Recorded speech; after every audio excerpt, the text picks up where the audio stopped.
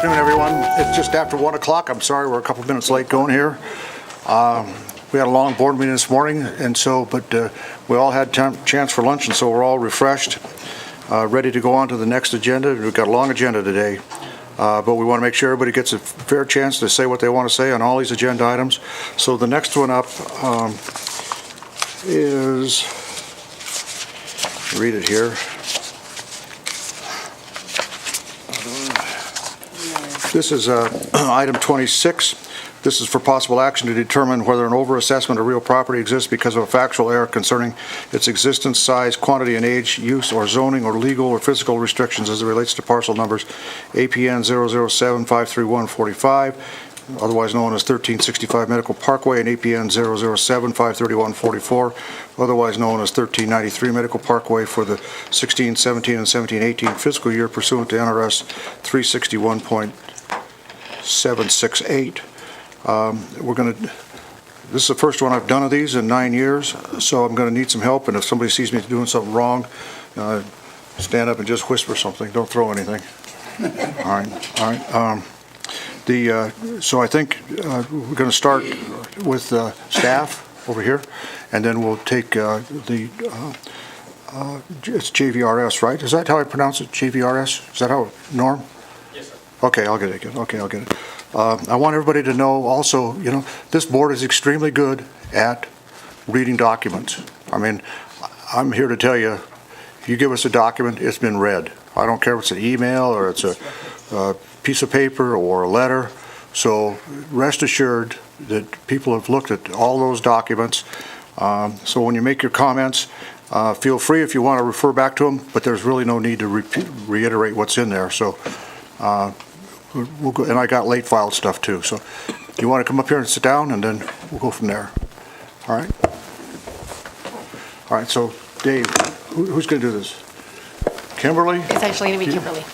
You're the designated hitter? I'm the designated hitter. All right. Kimberly Is that okay? Adams.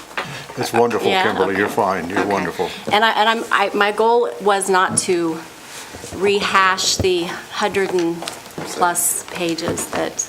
I thought you were going to say 100 and plus years. 100 plus years. Okay. You're not old enough for that. All right. Go ahead. Thank you, Mayor. Kimberly Adams with the Carson City Assessor's Office for the record. This item is being brought before you today to determine if the Board of Supervisors feels that the Assessor's Office has in fact assessed the property located at 1365 Medical Parkway, Assessor's parcel number 007-531-45, incorrectly when it changed its valuation from vacant residential, which is a Land Use Code 120, to vacant commercial, Land Use Code 140. The Assessor's Office maintains that the assessment that is and has been done was done correctly based on NRS, NAC, and IAAO assessment standards as mandated by NAC. The Assessor's Office provided you with an extensive amount of information. Each exhibit that we provided we felt was important to you to review in order to give you a complete and comprehensive picture of what was presented to both the County Board of Equalization and the State Board of Equalization. The Assessor's Office felt it was important for you to have a complete overview of the events that have transpired to assist you with making your decision. The Assessor's Office recommended to the County Board to direct our office to bring this item before you today, as we felt that they were not the correct governing body to determine that.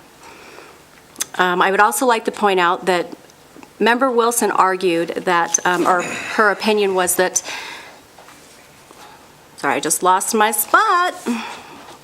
Quoted in the notice of decision that may not have been the opinion of all the members. No other discussion was made by other members to agree or disagree with her, but I just want the record to show that that was her opinion and that there was no other discussion as far as, yes, this is an overassessment, yes, it needs to be corrected, so forth. The board did, however, agree for us to bring this item before you today. NRS 361.227 Section 2 states that the unit of appraisal must be a single parcel unless, A, the location of the improvements causes two or more parcels to function as a single parcel. It is and has been the opinion of the Assessor's Office that the portion of the septic tank and the leach fields did not cause these to function as a single parcel. This is further evidenced by the fact that upon the sale of the property, the septic tank had to be abandoned and removed in order for the new owners to proceed with any plans of developing the parcel. NAC 361-1176 defines vacant land as land that has been prepared or developed for use, but on which there are no yet any improvements sufficient to allow the identification of or establish the current use. The portion of the septic tank and its leach fields that were located on the vacant parcel, in the assessor's opinion, did not cause a sufficient identification to establish current use. In addition, the septic was connected to the house on the improved parcel adjacent to the subject parcel, and could not and would not be able to be connected to a house if constructed on the vacant land, meaning if there was a house constructed on the vacant parcel, they could not utilize that septic tank, as far as I know.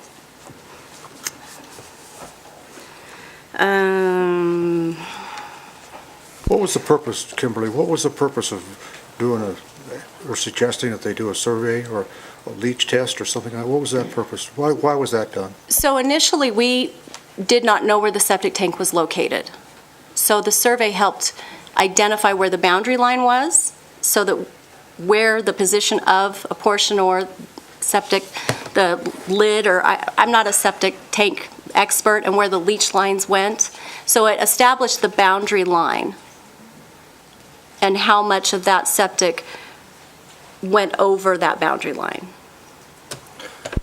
And why, given the end result of your decision, why was it important to even have a survey done if you believe that they weren't functionally tied together anyway?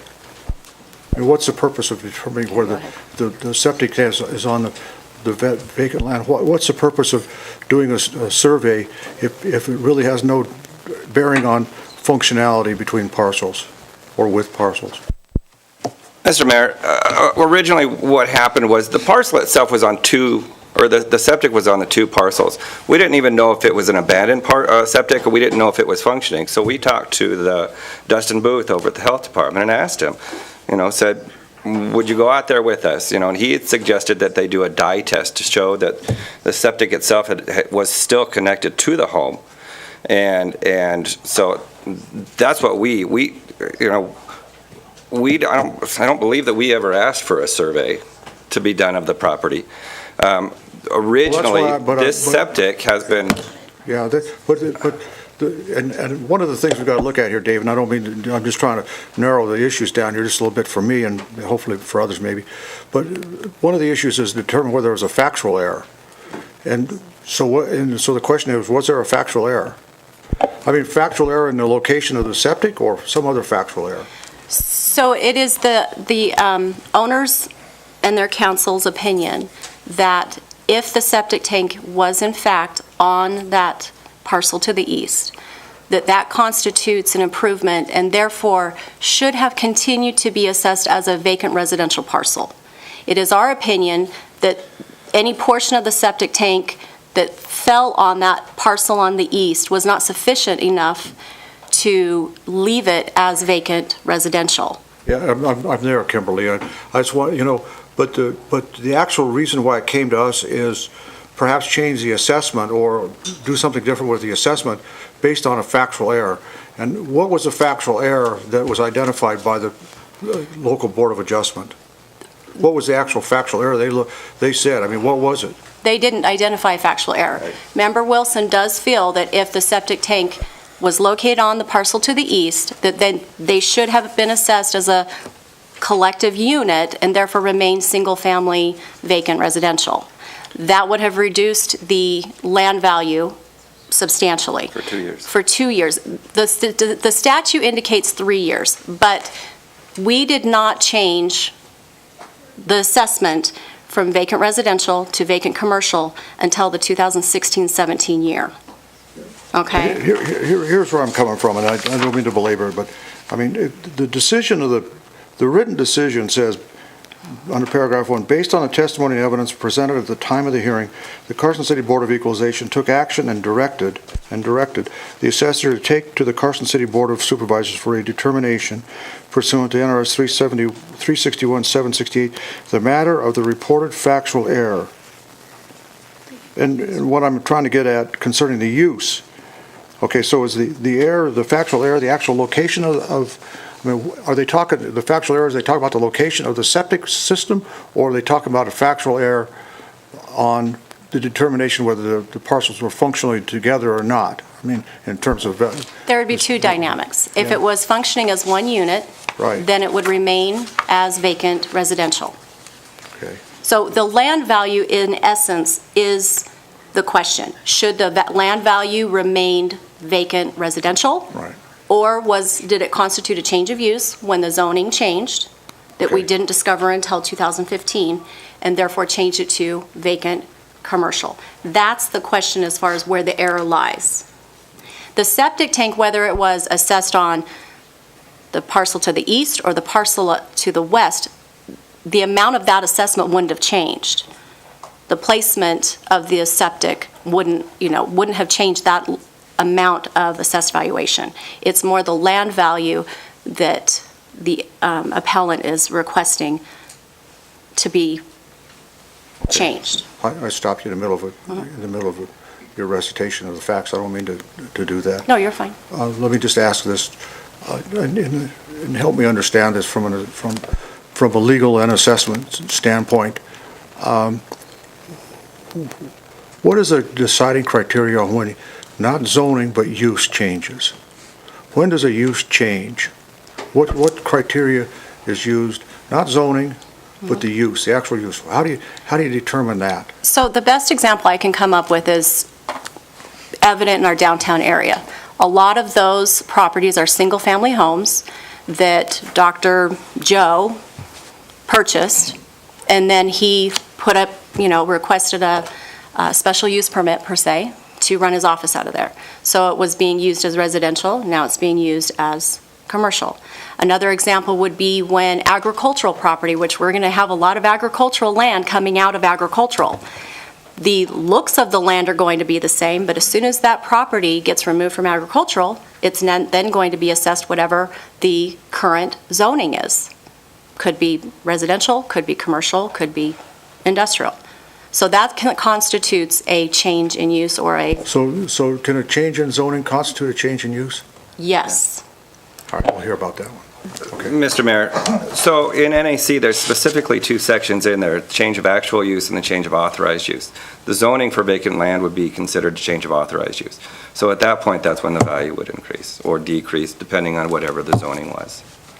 And that's why the increase fell outside of the tax cap. All right. Go ahead, Kimberly, I'm sorry, I No. interrupted you there. Okay. You're fine, feel free, All right, all feel right. free. All right. Because otherwise, if you wait till the end, you might forget what you were going to ask. That's probably true. I know I would. That's what, notes are for. Okay. So the question is, does the septic tank located underground that is connected to a house that is adjacent to the parcel cause a sufficient identification to establish the whole parcel's use? NAC 361.113 further states that improved land means land on which there are any improvements sufficient to allow the identification of or establish the current use. It is, again, the opinion of the assessor's office that it does not and therefore continue to be considered a vacant parcel. And it has been, as far as our records go. I took the time to go back and look at all of our old scanned assessment rolls. And unfortunately, every time I tried to print them, because they're so old, it was just a blur. This parcel has always been assessed as vacant. It's never been assessed as an improved property. Each year, the property owner would have received an assessment notice indicating no improvement value or structures or anything in addition to the land value. Again, it's always been assessed as a vacant parcel. The assessor's office did reach out to other assessor's office and other assessor's offices and the Department of Taxation, who verbally agreed that the septic system did not meet the requirements of NAC 361.113, and that we were, in fact, assessing this property correctly. We asked for a guidance letter from the then supervisor of locally assessed, Terry Rubal, and unfortunately, we never received one. She has since retired. We have, for many, many, many months, tried to retrieve those emails, contacted IT through that retained system. We can't obtain these emails. They're gone. The little bit that I have, I brought for you to, they're very brief. We never got anything in writing from Department of Taxation, unfortunately. NAC 361.1177 refers to the adoptions of certain publications, and in Section 1A, it lists the standard of mass appraisal of real property. The standard of mass appraisal of real property states that mass appraisal analysis begins with assigning properties to use classes or strata based on highest and best use, which normally equates to current use. Some statutes require that property be valued for ad valorem tax purposes at current use regardless of highest and best use. Zoning and other land use controls normally dictate highest and best use of vacant land. In the absence of such restrictions, the assessor must determine the highest and best use of the land by analyzing the four components: legally permissible, physically possible, appropriately supported, and financially feasible, thereby resulting in the highest value. Special attention may be required for properties in transition, interim, or non-conforming uses, multiple uses, and excess land. Therefore, when we were conducting reappraisal and discovered that the zoning had changed, the land value was adjusted to reflect that change. Zoning is important in determining land classifications because zoning ordinances often prescribe exactly what uses are permitted for that property. Zoning can also help determine highest and best use, which must be done before land is valued.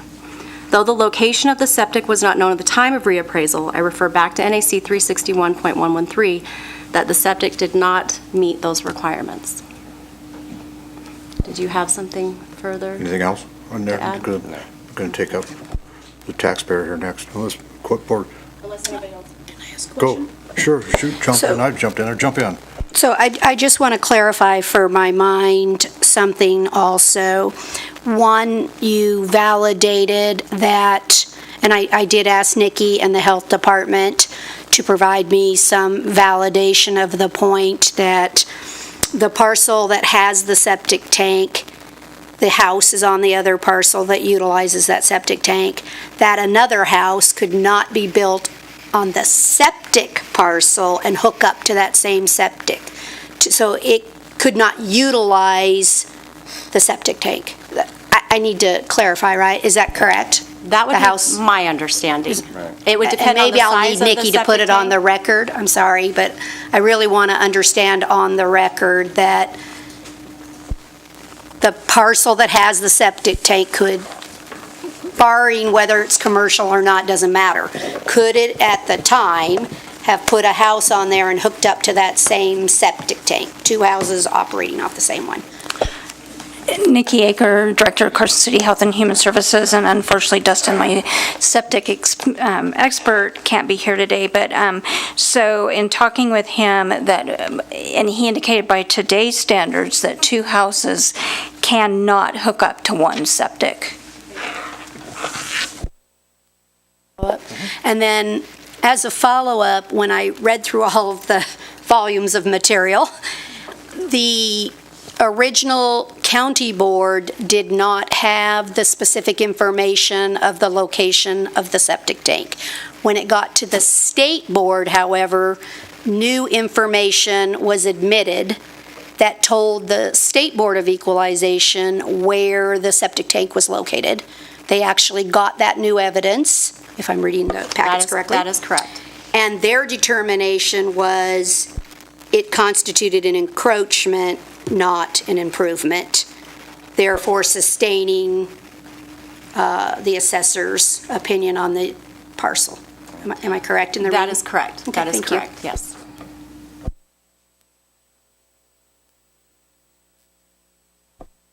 Thank you. We'll get through all these things, and so we're going to make sure everybody gets a chance to talk and rebut each other until it comes down, and we'll figure it out. Norm Azvito, I've known this guy for a long time, so if I'll call you Mr. Azvito, but if I slip into Norm, you know what I'm doing. All right? Thank you, Mr. Mayor. I'll Why don't you respond answer to that both. first question that Supervisor Bagwell had, if you got an answer to that one, whether you could put a second house on here right now? Sir, I don't know if you could put a second house. For purposes of tax law, I'm not sure that's a relevant inquiry for why we're here today. just to put that right out on the record, and if I may begin, I'll start with, from our perspective, where we sit. And I do have Richard Shelder here with me, who was present for the first county board hearing, the second county board hearing, and just as an initial point, the assessor's office referred to us as the appellant. We prevailed in front of the county board, so I would respectfully submit we're the respondent for anything in front of this body.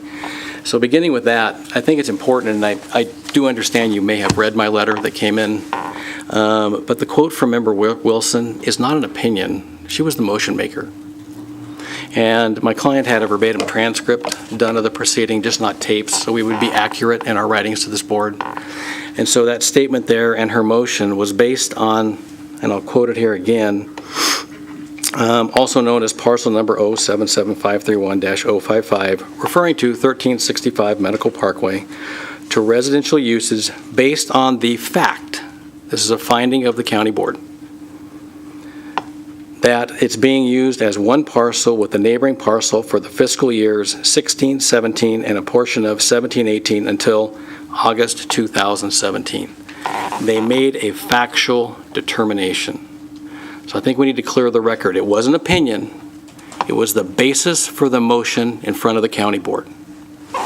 And that's why my client had the transcript up, so there wouldn't be any issues over what actually did occur. In Nevada, under 361-227, and I'll address the other authorities referenced by the assessor. Improved land versus vacant land, it's determination of taxable value, which is what we do to determine how much taxes we all owe, not the full cash value to see if taxable value has exceeded market, but taxable value is different.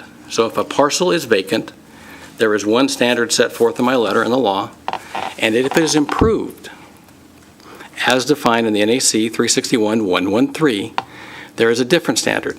It must be valued consistent to which the improvements are being put. What means, in this case, you have two parcels, and if the assessor would be gracious enough to put up the map again on the wall. Nick, can you put that map? Yep.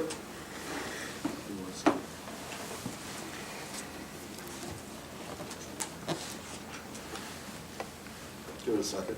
Okay. I'll keep talking until it pops up. You have two contiguous parcels totaling approximately 3 acres. On the two parcels, they were owned by the Sheldrew family for years and years from the 1950s forward. And they had two homes, one situate on the parcel there that has the little bubble pop-up, and we disagree with the location of the parcel of the septic system, and we do have photos that we showed the county board. But similarly, the other parcel, which is the one, the arrow's going around in circles right now, thank you, whoever's doing that, had the entire septic system. What I mean by that is the tank, the leach fields, and I'm not a septic system expert either, but I do live on a ranch, so I'm familiar with septic systems in great detail. And so for the entire time, that house that is on would be the eastern border of that parcel line, as you see, that septic system was present on the other parcel. And when you look at the definition under NAC 361-113, and this was argued to the county board, and my wife is in the audience today, so forgive me, Rhonda, I'm going to say this. The one element or one utility of any home that is probably the most fundamental is the disposition of wastewater. You can't, and I don't believe your health department would permit anyone to reside in a home that didn't have a system to dispose of wastewater. Typically, a home has fresh water sources, wastewater sources, electricity, and gas, either gas or natural gas or propane. But in this instance, what the assessor is saying is that septic tank and septic leach field isn't an improvement. With all due respect, he billed it to my client for over 50 years as an improvement. They billed it on the other parcel, but that doesn't change the fact that the septic system was located on the contiguous parcel to the west at all. There has been a dispute over the location. As outlined in my letter, the survey that was done because these people showed up from the county board and testified that the septic system was on that parcel, on the 1365 parcel. That wasn't sufficient. In Nevada, under our taxpayer bill of rights, a taxpayer only has to provide the minimum documentation necessary to prove his point. The assessor asked for a survey, they obtained a survey. And anybody in the room who practices law knows, to get back to the state board decision, that if you have an improvement on your own parcel, that's not deemed to be an encroachment. So with all due respect to the state board's ruling, that's an incorrect ruling as a matter of law. But that is a Even though I'm a fundamental- lawyer, Yeah, we're not going to go with that. I was going to say, even though I'm a lawyer, I'm a retired lawyer, so go, keep going. But nonetheless, you typically, the term encroachment means you have something on someone else's property, not on your own property. So for the 50 years until recently, the latter part of last year, these two parcels are owned by one family, okay? And so the question for the county board was that parcel improved or vacant? Why is that relevant? Well, under state law, if it's improved, it must be valued consistent to which the improvements are being put.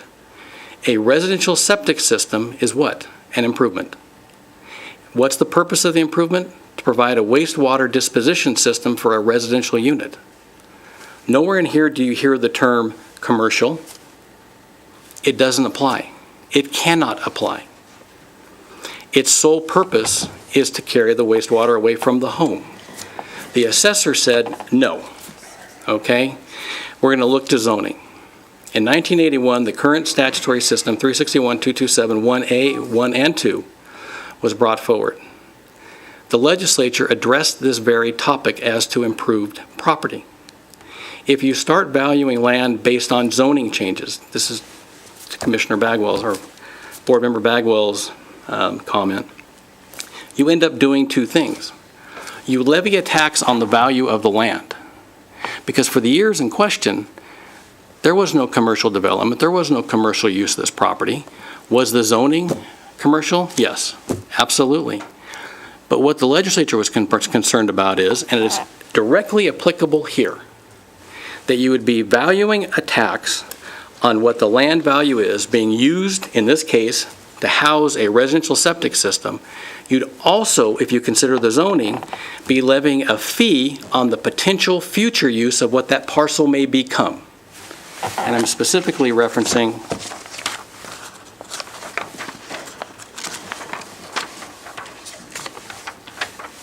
the quotation in my letter on page 3, in the second to last full paragraph. That's why the law was written the way it was written. That's what facilitated a 956% increase. Okay? Then we get into the new regulations that were mentioned in their staff report that had not been brought forward previously, namely NAC 361.61048, talking about a change in use, the assessor's ability to make that determination, because I believe this is one of your questions. How do you know when the use has changed? It's a fair question. In the ag capacity, if you buy and sell ag land, that doesn't trigger the tax. That, I'll go to Member Aboud's question. It's only when the actual use changes.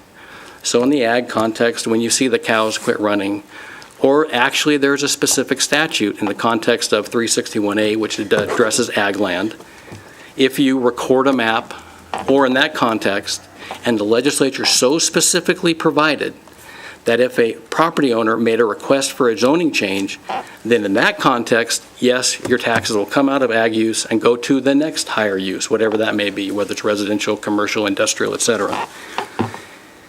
In this context, for the purposes of this board, for the 2 years in question, the use never changed. The parcel sat there, pretty much with sagebrush on the majority of it. The septic system was there, designed and intended to function as a residential septic system. There was absolutely no change in use from the previous 50 years.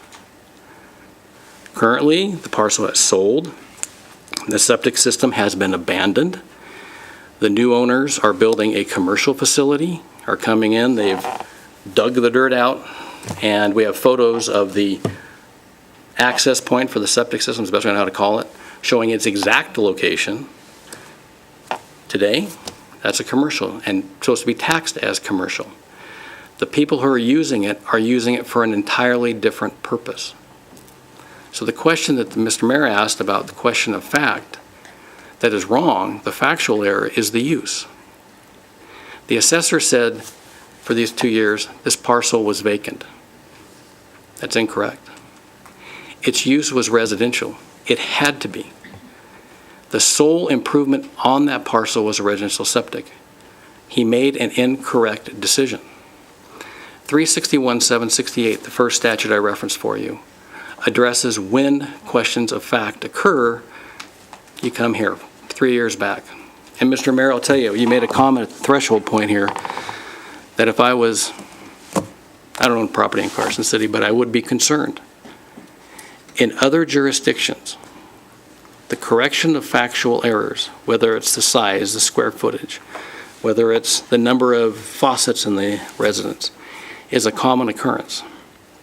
I've had, I wouldn't say hundreds, but a lot of these types of matters go forward to the Washoe County Commission, Clark County Commission. These matters are always perfunctory, and it happens probably every 2 months because assessors do the best they can. They do what they call mass appraisal, and mistakes happen. People add things you don't know about, and the minute a factual error occurs, whether it's there's an exact buzzwords, existence, size, quantity, age, use, zoning, or legal or other physical restrictions, it is incumbent upon the assessor to give a 3-year refund and come to this board. And if you haven't seen one in 9 years, either you've had both your assessors be spot on for 9 years, or there's something missing, because all other jurisdictions do it with great frequency. Norm, let me ask you this question. Would it be proper to look at the issue as being whether or not the septic system on the vacant piece of property is a substantial enough improvement to come to the conclusion that the two parcels were really functionally operated as one residential unit? And I guess the question is, is the septic, and you guys all out there know that better than I, but is that really the crux of it as to whether or not a septic system standing alone, even though it serves another parcel, is a sufficient enough improvement to say that that parcel carries with it the use of the adjacent parcel to which it serves? I guess that's really kind of what the question is. And maybe I'm all wrong. If I may respond to you? Sure. And my comments are tax-driven and not, I guess, generally driven. The first thing I would say is I take exception with the designation of it being vacant. I mean, the minute you put an improvement on a parcel, it is an improved parcel. I mean, you can't distinguish the two. And our NAC is 361.113, and it reads as follows. It says, improved land means lands on which there are any improvements sufficient to allow the identification or establishment of the actual current use. Well, that's what I was trying to get at, and maybe somebody over on the other side can add, as to whether or not that septic system, even if it's a relevant inquiry into whether there's a factual error, is the septic system a substantial, I mean, does that qualify as an improvement? Or could you, It is, even using the words, is it, I get it from your standpoint that the septic system in and of itself is an improvement of the property. I get you. I mean, the next question I have is it appropriate to look at that in the light of whether or not it's a substantial improvement in order to meet the functionality test, or is it not? I mean, that's just. And if I may respond. Sure. I mean, substantial enough or functionality test isn't in our regulation and our laws. And to answer your question, is it sufficient enough? You bet. Absolutely. And I'll tell you why. Every year, a portion of my taxable value at home is based on the value of my septic system. Okay? If it's an improvement sufficient to bill it, it's certainly sufficient to designate that parcel as being improved. Because there are certain improvements that are not billed. Okay? And I can list those on an ag parcel. I can't do it here in town. And so, and I would get back to it, if it was your house, Mr. Mayor, Would the septic system be a fundamental portion of your home? I don't think there's any doubt Okay. about that. I mean, but the question is, it's sitting on another piece of property, Norm, and that's where I think, that's what, one of the issues that we're dealing with here is, and maybe it's all wet to think this way, but you guys correct me, the lawyers correct me if I'm wrong, but there is a standard that in tax law and assess law, if parcels are being functionally operated together, then they can carry the one dominant assessed use. They can do that. And my only question is, okay, what I'm getting from reading the documents here is, well, that septic system was always billed to the one where the house was on it, I think. And second, so does the septic system standing on its own, now that it may be standing on its own, does that constitute a use that continues the functionality of those two parcels? Or should we just disregard that and say, yeah, look, this is an improvement, and therefore, the law mentions the word improvement, and this is an improvement that goes along with residential homes, ought to be declared residential as it has been in the past. Just answer me those if you can, and maybe I'm just... I can't, no, and I think I'll do both. I'll hit you on both fronts. This body, the Board of Supervisors, has we'll call it a subordinate body, but a alternate body, the County Board of Equalization, that are your experts in assessment law. They sit here and make sure things are treated fairly. And frankly, one of the charges under the Taxpayer Bill of Rights is this taxpayer, as well as all others, be treated uniform and equally. But going back to my quote, which wasn't an opinion of Member Wilson, she made the following finding. I think we should recommend the assessor take this to the Board of Supervisors because I think that because the septic tank was there, the two parcels were operating as one. And that is the test under 361-227 when they're acting as a unit. That's why I asked the first question out of the box as to whether or not, what factual error we're talking about. But go ahead. That was hers. That is your county board's conclusion, and a reasoned conclusion. Because I can't imagine any circumstance where you could have a home, well, I can almost say this with 100% certainty, Carson City wouldn't let you live in a home without a wastewater disposal system. It had to be operating as a unit. It was owned by the same family. I mean, when you do these types of improvements, I live on a ranch, we have multiple parcels, they span parcel lines, the building departments don't care. And is it functioning as one unit? Absolutely. They can even function as one unit in the ag capacity if they're not contiguous. These parcels were contiguous, and both were operating to do one thing, have two operating residences for a long time. That's changed, okay? And really, if you want to look at the tax law and the basis behind it, and my quote in my letter, what really is at issue is when the zoning was increased, the factual basis for that was this. Carson City, you moved in and changed your master plan, which is normal. That's what you folks do. And without exception, typically property owners, the minute there's a master plan change, what do? They come in and change their zoning, which is one level down, more detailed, to address that. I can tell you statewide in my 32 years doing this kind of a law, I've never seen a case like this where an improved parcel, even with, say this is a small improvement, I think it's fundamental, but say it's small, had its taxes changed based on a zoning change. And that's why I went back to the 81 legislative history. That's fundamental. We're hitting a fundamental chord of our taxable value system. That the minute you have an improved parcel, you're locked in, and the example they've always used is, if you end up owning a residential property on the Las Vegas Strip, and all the casinos are rolling your way, and you use it as a house, and maybe you had two parcels and the septic's next door, until you, and your zoning goes up to gaming, obviously its best use is not residential, it would be gaming, but they don't tax you like you're a gaming institution, or the land is gaming land, they tax you as a residential unit. You focus on the Is the septic system being used today? Pardon me? Is the septic system being used today? When was it stopped being used? About a month ago. It was But up abandoned. until a month ago, that septic system was delivering gray water or whatever water from the house next door. It was functional. They did sell the parcel Yeah, I to got it. Rock, who's developing it.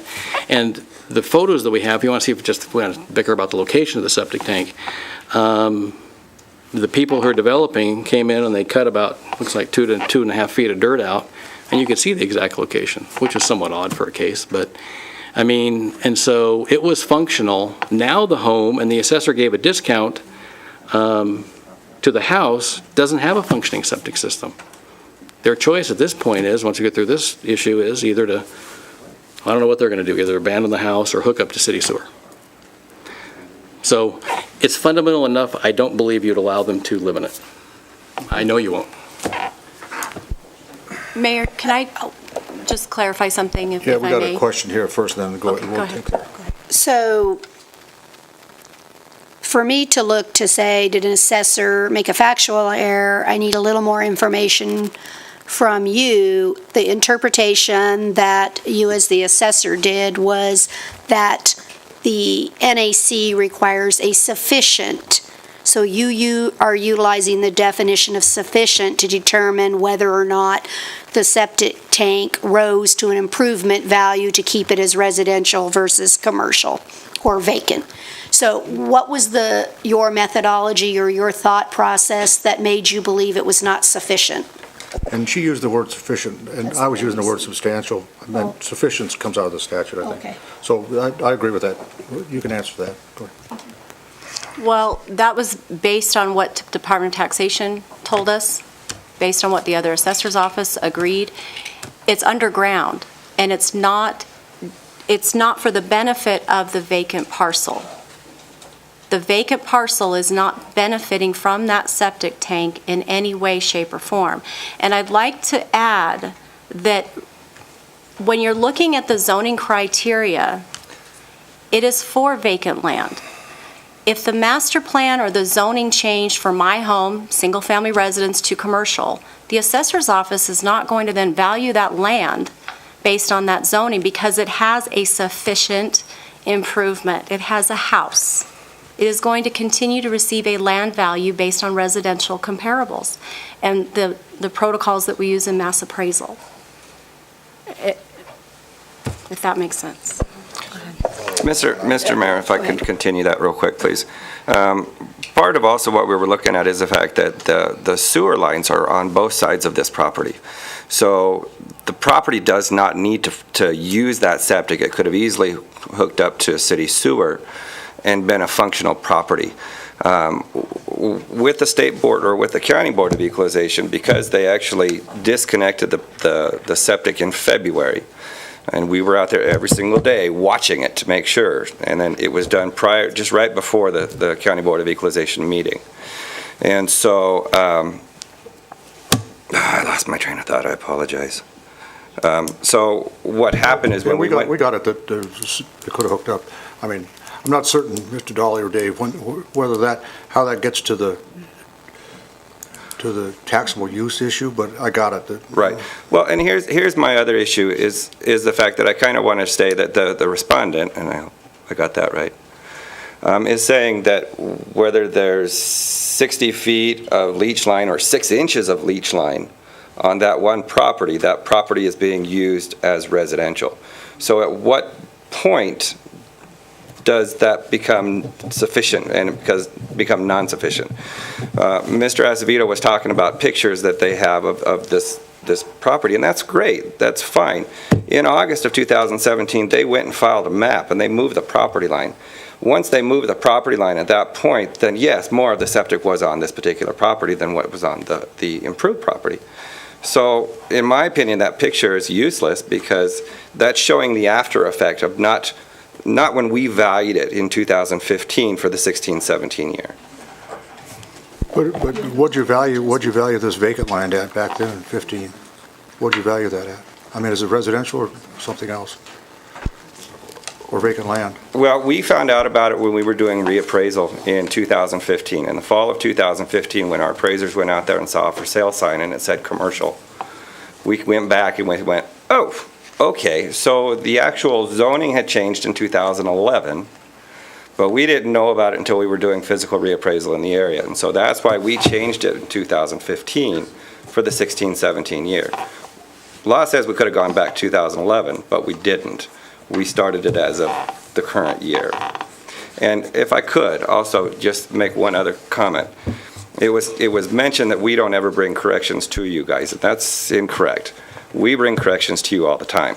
The difference between all the other corrections that we've brought to you and this one is we agree with those. We don't agree with this one. So You don't agree with what the county board did? We don't feel we've made an error, Mr. Mayor.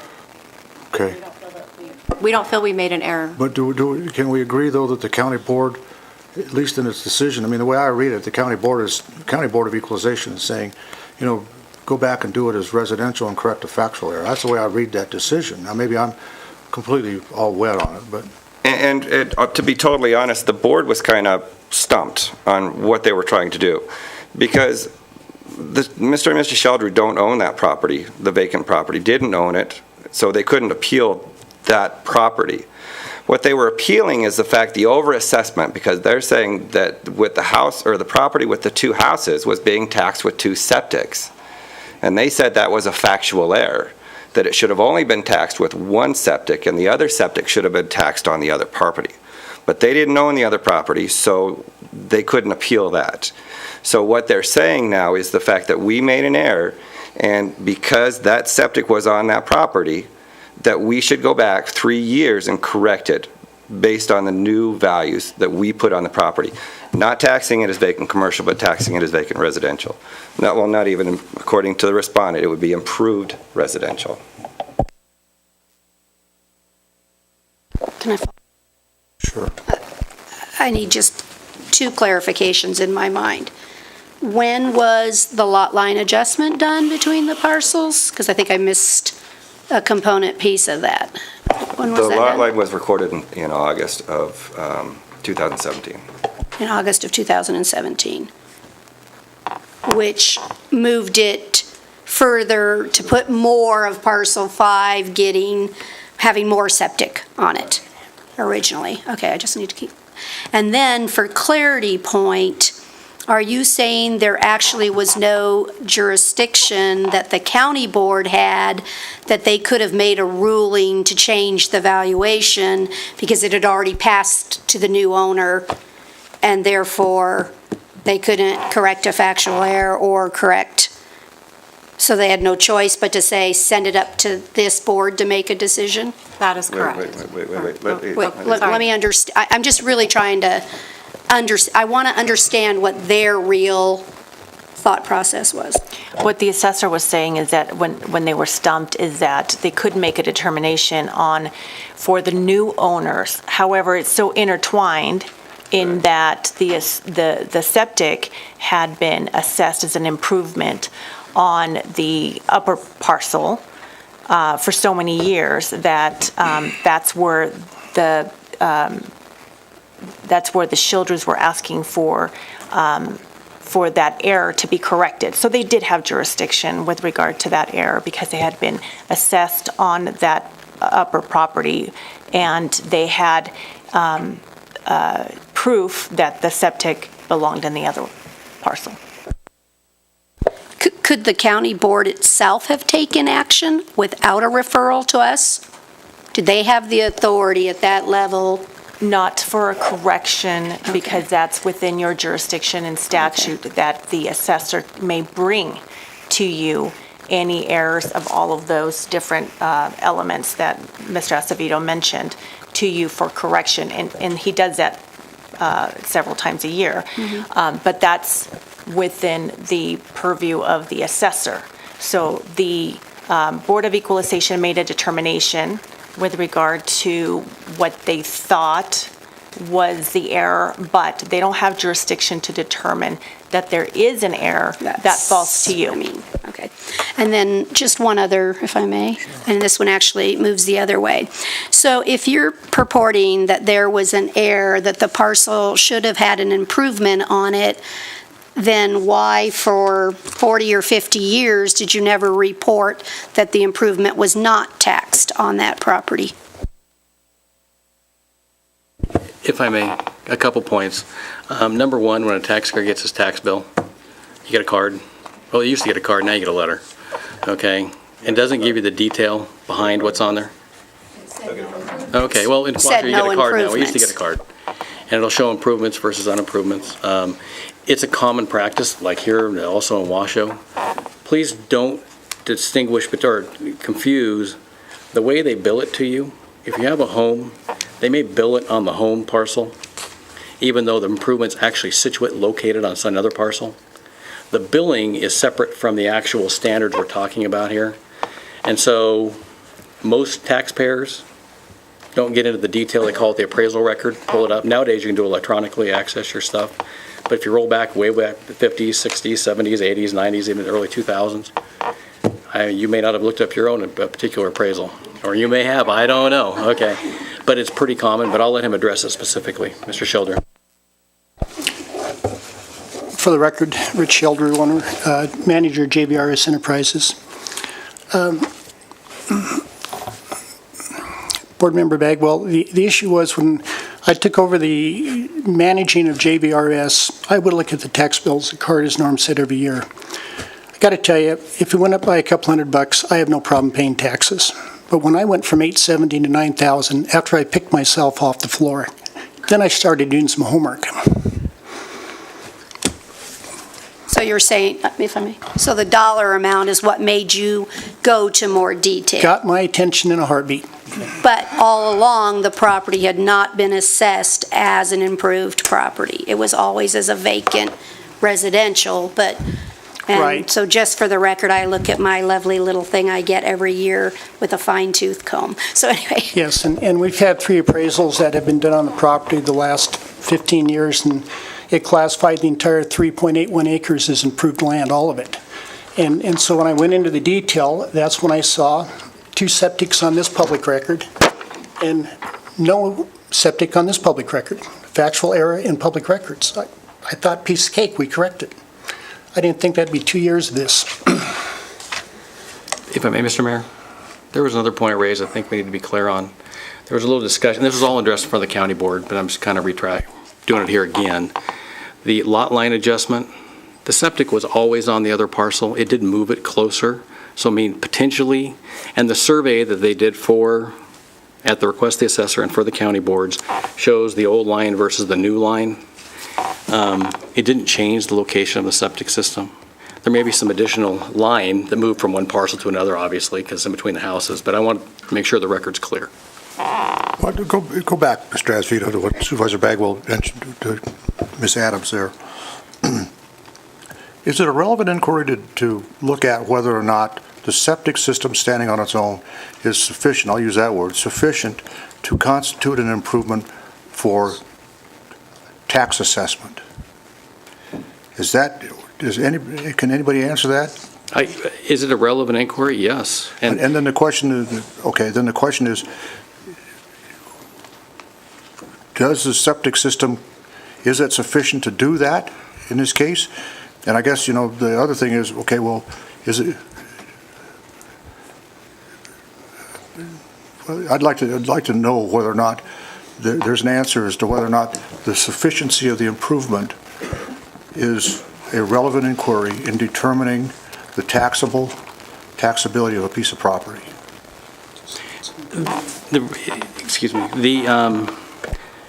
regulation on improved land addresses that point, so it is a relevant inquiry. I guess what I would tell you from my historic experience, to say that a parcel with an improvement on it, whether it's a dirt road, whether it's a barbed wire fence coming home, or whether it's a septic tank, which is far more significant than a dirt road or a barbed wire fence, doesn't constitute that parcel as being an improved parcel, I can find no support for that. If you think about a septic tank, just factually, they're typically about 8 feet across, 5 feet tall, maybe 3 feet wide, and a leach field may run, depending on your soils percolation tests, anywhere from 50 feet to 150 feet long. And if your health department, I can assure you this, the portion of the parcel that tank was situate and the leach field, you can't do anything else on it. In Washoe nowadays, you can't even run cows over the top of your leach field. They don't want compaction over the field. So to say it doesn't constitute an improvement and that parcel isn't improved, I would respectfully submit you can't use that part of the parcel. And then are we going to get into a test that you have to build a structure on 90% of the parcel to be an improved parcel? we're going down a slippery slope that I can tell you they've never gone down in Nevada tax law, to the best of my experience. Mayor, Yeah, yeah, I can read the definition of improvement if you think sure. that would be Yeah, it helpful. would be helpful. Okay. So NAC 361.1133 defines improvement as, it means any building, fixture, or other structure erected upon or affixed to the land, including, without limitation, any of those improvements listed in paragraphs A and B of subsection 1 of NRS 361.035. The term does not include any land enhancements. And I'll define NRS 361.035.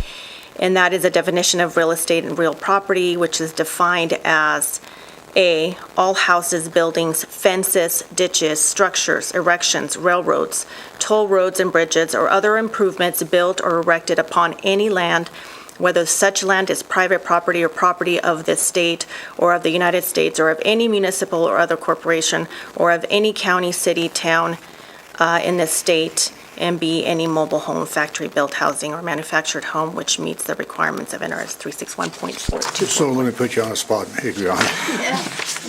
That doesn't mention septic, but is that included in that definition?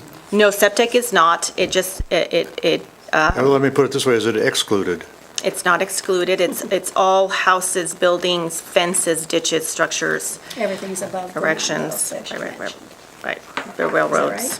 Is Or Everything is any- above ground? Or any municipal, or, let me see, or other improvements built or erected upon any land, whether such land is private property or property of the state or any county or municipality, corporation. So built could be above ground or underground? Yes, the improvement means any building, fixture, or other structure erected upon or affixed to the land, including without limitation any of those improvements that I just mentioned. Mr. Mayor, Solomon's getting tired these days. All right, may I yeah, sure. address that point a little bit? This goes back to my old career. The definition of improvement is as broad as they could possibly make it. Why? They don't want to exclude things from being taxed. Okay, so to even suggest septic's not included, it's going down a counterintuitive thought process to where this whole system of taxation goes. I mean, that's why it is so broad, and maybe you can make some law here and I can take my septic system off my tax bill. I'd be real thankful because those engineered systems are really quite pricey, but I would respectfully submit it is an improvement without question. You live in Washoe County though, don't you? Same tax law applies there, Your Honor. Well, go ahead and do what you want over there. That's fine. Go ahead. All right. Anybody got anything more before we have to? All right. This is Solomon. All right, board, what do you want to do? Everybody being quiet? Well, I think we just need to discuss. So first and foremost, for me to determine that the assessor made a factual error, and that is solely what we're deciding here today, is whether or not we think a factual error was committed. And so to do that, I have to look for what I consider a preponderance of evidence or a 51% threshold that he was wrong to be able to overturn his work. And so I guess that's just, I don't know if I'm on the right path there or not, but in my mind, I'm not saying there isn't some argument from this side, but the argument from that. And what bothers me is the NAC said, I don't know why they put the word sufficient. Sufficient meant that they wanted the assessor to make a determination. And so I think the word sufficient means something to me in that NAC code. And so is his decision on whether it was sufficient or enough to equal an improvement, did he err or not err in that sufficiency? And I'm looking for which evidence, did they present any evidence that makes me believe the assessor was more wrong than right? So I guess that's, what do you think? Well, frankly, I thought I got what's going on here. I guess, when you talk about improved property, if it's improved, I don't know how you get around the fact that a septic system doesn't constitute an improvement. I think it does. And the second thing I struggle with is, okay, the zoning changed. I got that. But the use really didn't change.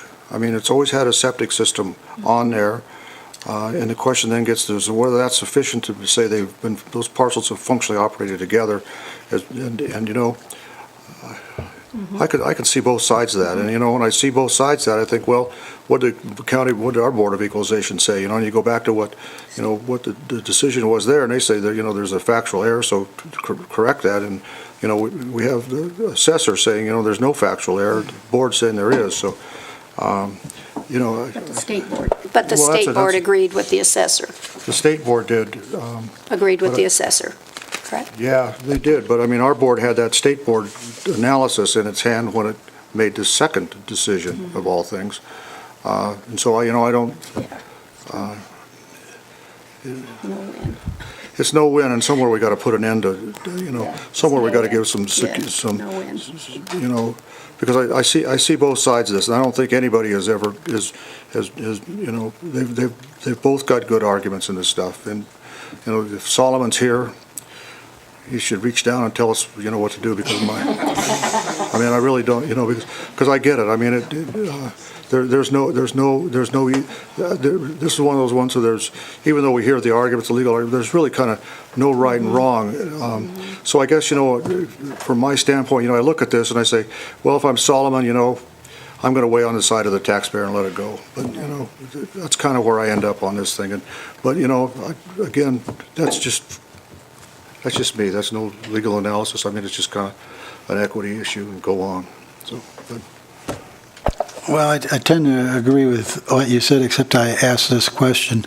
You seem to me to say that the Board of Equalization had found that there was an error, but we're the ones who have to find if there's an error or not. So I can't quite agree with that. So can you enlighten me on what your meaning Sure. was?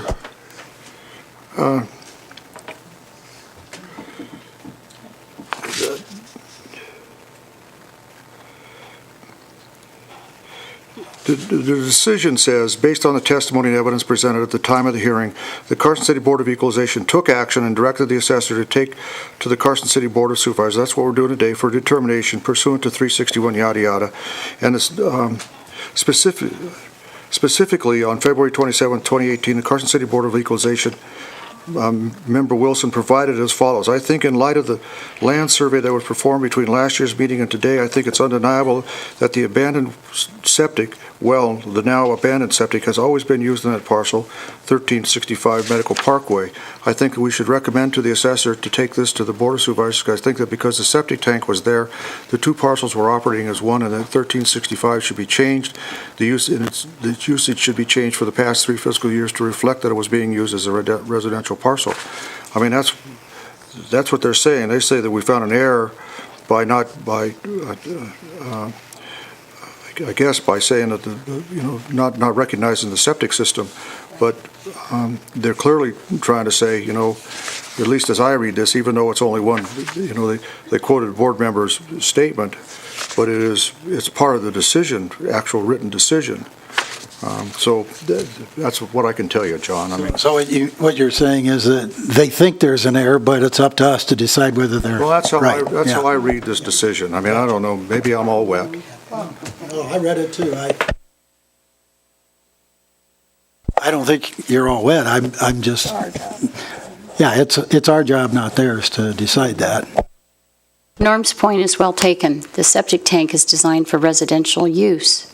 And I've got a septic tank. They're designed for specific use, a specific, cubic foot use, that sort of thing. So it's tied to residential use. Is it an improvement? Yes. You can't use the property unless you have a septic tank. So that's wherein I think we've landed. All right. Well, let's try this. Somebody make a motion, if you could, or I'll make a motion that we find that ask the city assessor to correct the record to reflect the assessment of 13 or the parcel at 1365 Medical Parkway be reassessed because of a factual error. We're not going to get into whose factual error was or who made the error or whatever. And they do that for the taxable years, I think.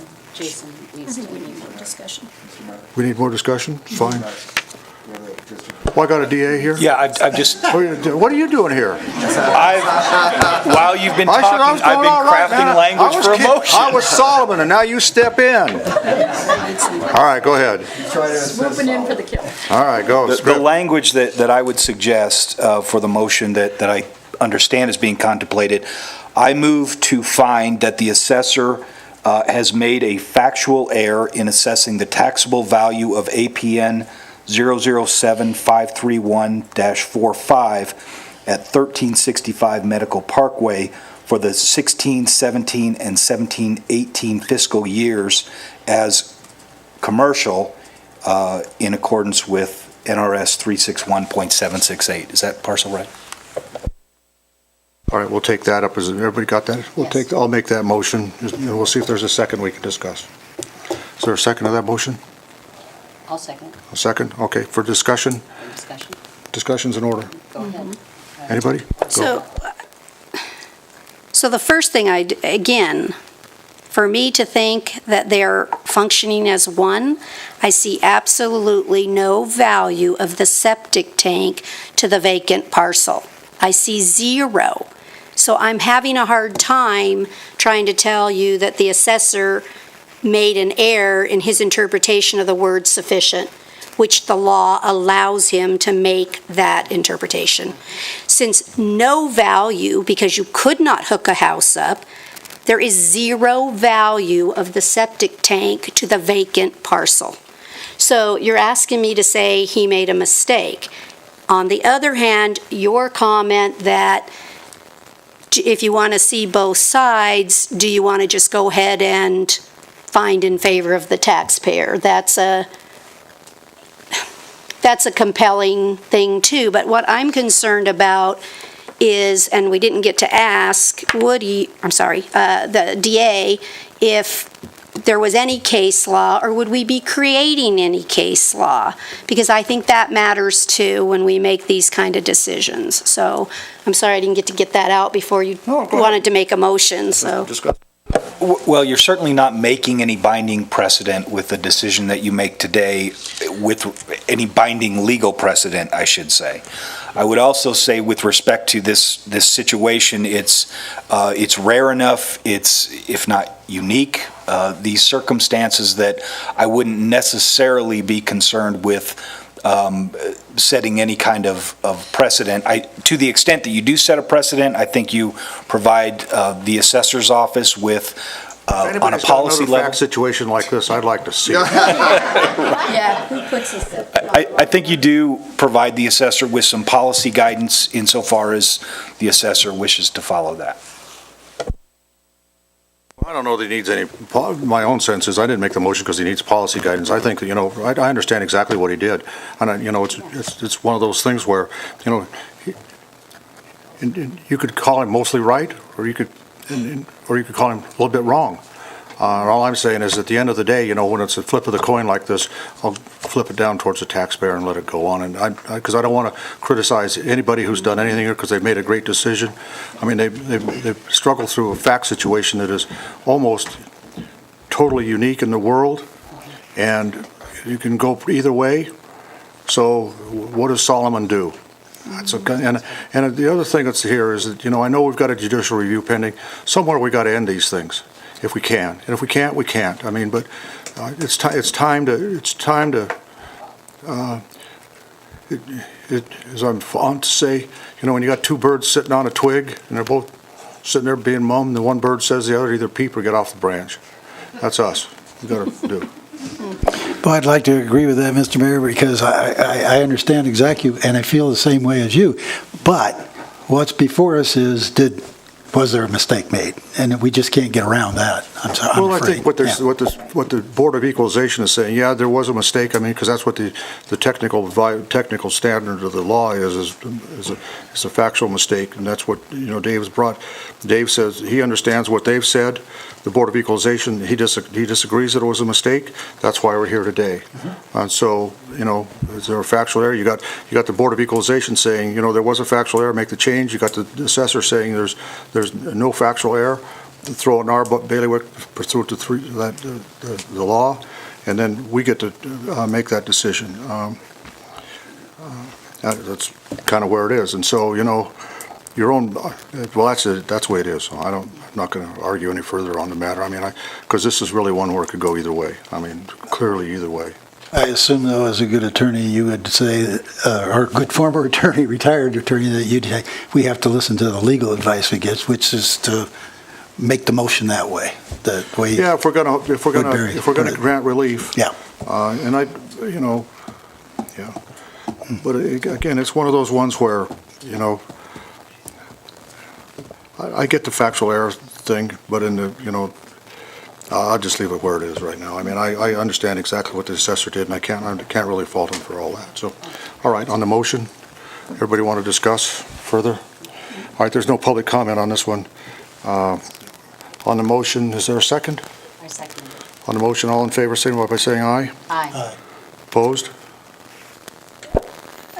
I'll go with an aye to make it a unanimous decision, but I just clearly want to state, I don't believe the assessor made an error, but I'm willing to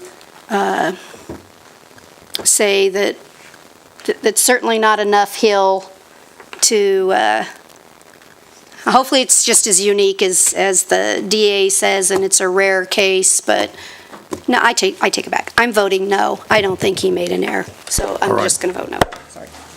That's a long way around it. Yeah, All right. I just can't go on the record Motion saying he made an passes. error. Motion Right, sorry. passes 3-1. Okay, 3-1, right? Thank you. All right, guys, we'll take a break for 5 or 10 minutes here, then we'll come back and we'll do the next thing, budget.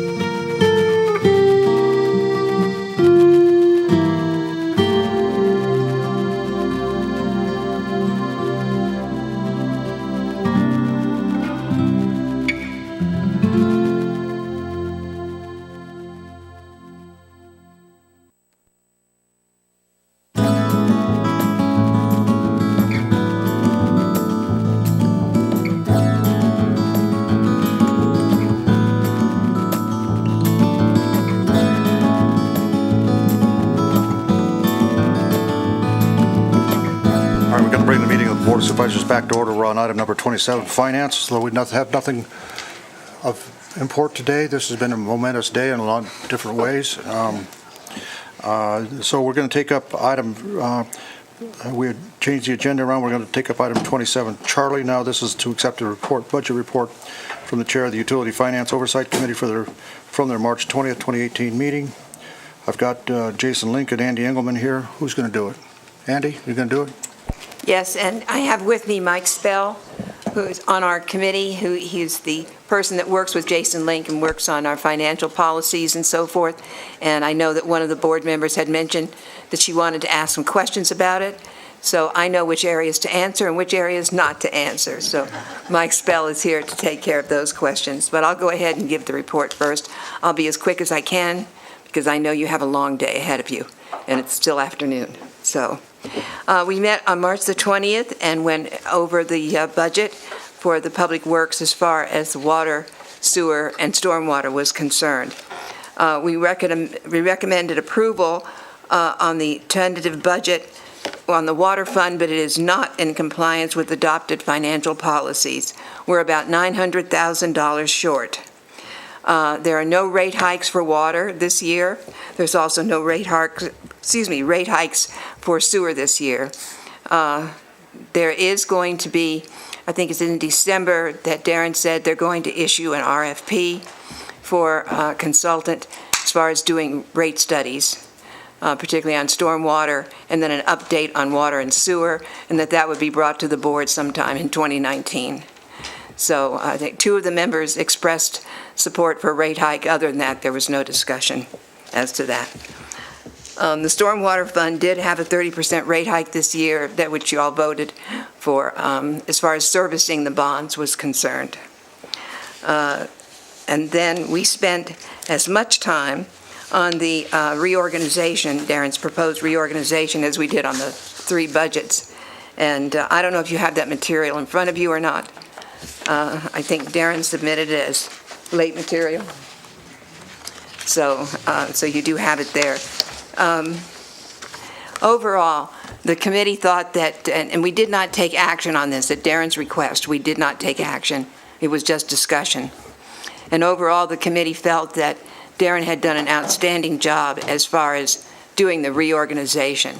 In particular, we liked that all the water things were being moved under the water department. At present, they're strewn out. I think he calls them fingers in different areas. This way, they'll all be under the water. You'll be able to track it better. We'll know what's going on. Excuse me, post-nasal drip. So anyway, we thought it was a good job. We were concerned that there was some concern by some of the members that the reason he gave was that he had a 32-year employee who was going to be retiring, and he wanted to move that person into a deputy slot to try and gather as much information from him as he could before he did retire. And so there was some concern that a deputy slot should be for somebody who's training to take over the position and not necessarily somebody who might retire in the future. And he gave also, I'm trying to condense this and make it as fast as possible, talking about planning for the future. Did they agree with the deputy slot, just not the person going into it? Excuse me? Did your committee approve of the deputy spot or not? The deputy spot by itself was not discussed. That never came up. Any reorganization come up? The reorganization came up. We talked about it overall, but we'd never discussed whether or not there should be a deputy. We were talking about whether or not someone who might be getting ready to retire should be holding a deputy position, rather than somebody who's going to be staying and training to maybe replace Darren if he should resign. So you're not trying to say there was a decision or recommendation made on what the reorganization plan that Mr. Schultz is presenting? No. All right, that's fine. I just want to figure out where it's going. It's good. Okay. Well, it was a discussion that was noted that the discussion would be reported to the board because we took no action on it. So, and the only other item we took, we discussed had to do with the, what was the name of the consulting firm? Contract. Marathon, excuse me. Were employees that were being utilized through Marathon agency, which we hadn't realized were there. In particular, our former Public Works Director, for instance, retired on June the 2nd, 2014, and on June the 3rd, 2014, he turned around and through Marathon came back to work for us and on contract. And we had not realized that there were these employees out there that were working for us through the Marathon contract. So that was another area of discussion for us. But you know we have a Marathon contract for that each department's given. You know that there's a Marathon budget for each department. No, I Did you didn't know discuss? that. Okay, all right, fine. Right, and neither did the committee know that. I know that in one area, Darren explained that he utilized a former Public Works Director to write a white paper on the wharf, and he could pay him $100 an hour, and one of the committee members with Loomis pointed out that had it been his firm, it would have been $300 and some odd an hour, so, but... And the wharf is WRRF. Yes, WRRF. Worf. Worf. I sort of liked Wharf better than Worf, but okay. And, anyway, so that in brief concludes my report, and as I say, Mike Spell is available in case there are any questions. We have some questions. Supervisor Bagwell. Thank you, Mr. Spell, for coming today. I had noticed during the UFOC meeting that you had indicated that staff had not gotten back to you on some of the financial policies, but I just wanted to clarify, because we're going to be rewriting those, if you've had an opportunity to work with staff to rewrite the section for those utility funds. Mike Spell for the record. I've been working with staff for probably 2 years on amending the city's financial policies. And because of quite a few turnovers in the financial staff, we really haven't progressed at all. But I met with Jason and Pam of the finance office the week before we had our budget hearing. And I brought it to Jason's attention that where we were, he's just getting up to speed with everything we got going. I discussed, hey, we had amendments that we were going to do. Like certain things just don't make sense. We want all enterprise funds to meet these financial requirements. Well, that would include the ambulance fund, the cemetery fund. But currently the city policies just say all enterprise funds. So we discussed what things have to be, cleaned up. And I also told them, hey, our resolution that enacted this committee says that we have to make sure they're following compliance with these, besides the FCS policies or recommendations, but the citywide. So I think we haven't had any more discussions on it since our meeting, but I've talked to Jason and he said this is a priority with him and he does want to get them cleaned up. And then if I can just follow up a little, I'm wondering if the committee, and well, I actually know that Mr. Spell is like Lori and comes from a particular background, so we're probably both the nitty-gritty, every line item detail in a fiscal sense. Is there any opportunities that you've seen, or do you need more information, or you don't think it's necessary?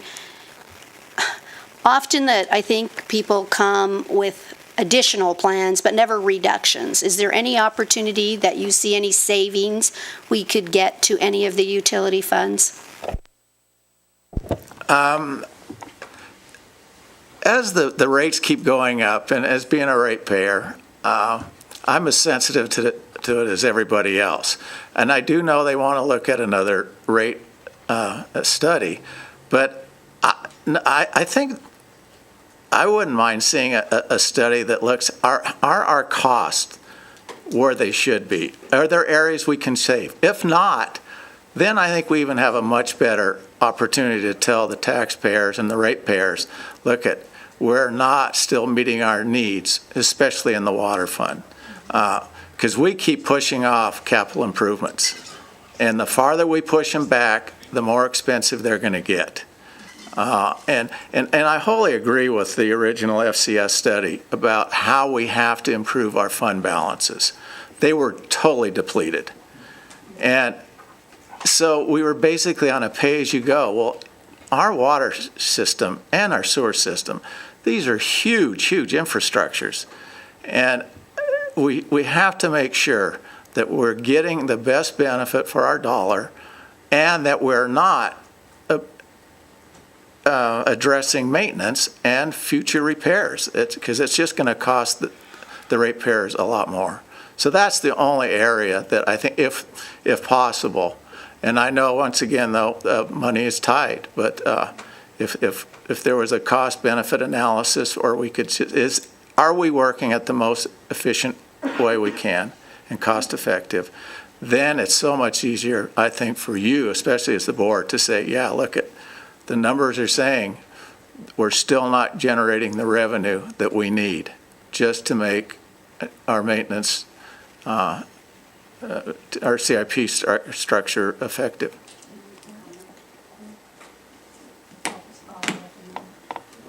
So, and I know you didn't discuss this in the committee, so I'm not asking you as the committee, because that wouldn't be fair. Right. But if you had a choice then between doing a rate study versus a utilization study, which do you think is more important? Well, probably the utilization study right now, if it can be done so. I do know, though, if we don't do anything, our rates have to go up, because like I said, the water just keeps pushing that back, the CIP, every year, and it's just going to come back and really haunt us. So something is going to have to be done. And I know as a board or a committee member, and I saw that the costs were running lean and mean, then we have no choice but to raise rates.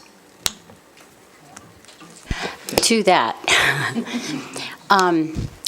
I pose the challenge that, and we've talked about this at the Water Subconservancy a lot, and that is induction wells at Brunswick Canyon and the possibility of selling that water to Lyon County and actually creating revenue, because we can't keep raising rates. We've got to generate revenue, and that's a commodity that's well worth it. So utilization study may be the better way to go, in that we can figure out a methodology to get there. Just a thought.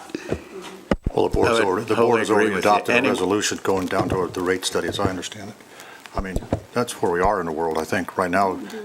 Yeah, when we did the stormwater rates, there's a stormwater rate study that was going to get done, and I think as part of that motion, we were going to also do a rate study on where we were with water and sewer as well, when we're doing the stormwater stuff. Yes, sir. That's the RFP that Darren's going to issue in December. So I think that's on its way. I mean, and as I want to say, people who ask for a rate study, be careful what you ask for in the world, because normally those who ask for it end up being the ones who are being subsidized, and that hurts. I'm not certain what is meant by a utilization study, but it seems to me that, the asset management program that this board has adopted probably goes down at least as a block in what I would at least understand to be a utilization study. Well, I would also, what I'd look like cost benefit, how are our costs in line with the industry standards? If not, where can we adjust them, or can we? Are we just in a situation where we cannot even move anything because maybe labor contracts, supplies, power, aging infrastructure? We might not be able to do anything. We might be running as cheaply as we possibly can. Well said. Okay. All right. Anything else from your board, from the Oversight Committee? No, that's all that we have. This is for information only, right? Or do we adopt this report? Let me see. You have to accept it. Okay, we'll entertain a motion to accept the report of the Utility Financial Oversight Committee. I move to accept the budget report from the Chair of the Utility Finance Oversight Committee from the committee's March 20th, 2018 meeting. There's a motion and a second on the motion. Discussion? Just want to say thank you all for your efforts and your assistance. I know that is just an exciting committee, so thank you. On the motion, all in favor, signify by saying aye. Aye. Opposed, nay. Carried. Thank you, folks. All right. Let's now take up the budget, and it's my suggestion board, and we'll see how this goes. I think we kind of all know where things are in this budget, but maybe I'm missing it. So I've asked Mr. Link to kind of stay on the high side of information and just clue us into the ones where he knows that there's some issues that we need to ink in on and decide here. So give us, and then we'll make sure that everybody gets a chance to ask their questions and that the budget is fleshed out as best we can. Okay, go. Thank you. Jason Lake, Chief Financial Officer. I just wanted to start by saying thank you to the Board of Supervisors and Mr. Mayor for your leadership, also to the City Manager and the Deputy City Manager for their leadership through this process, and my own staff and all of the participants from across the city. Putting together a budget this complex is a very daunting task and has been a lot of work in coming to you. With that, due to the expediency of time, we're going to skip over the presentation that we've done traditionally for the tentative budget. I will do a brief presentation of the general fund, just some of the highlights of it, and then we'll jump into the supplemental requests after that. So if that's all right with the board. Let's see where it goes. So the general fund in the FY19 tentative budget, we are scheduled for $87 million in revenues and expenditures.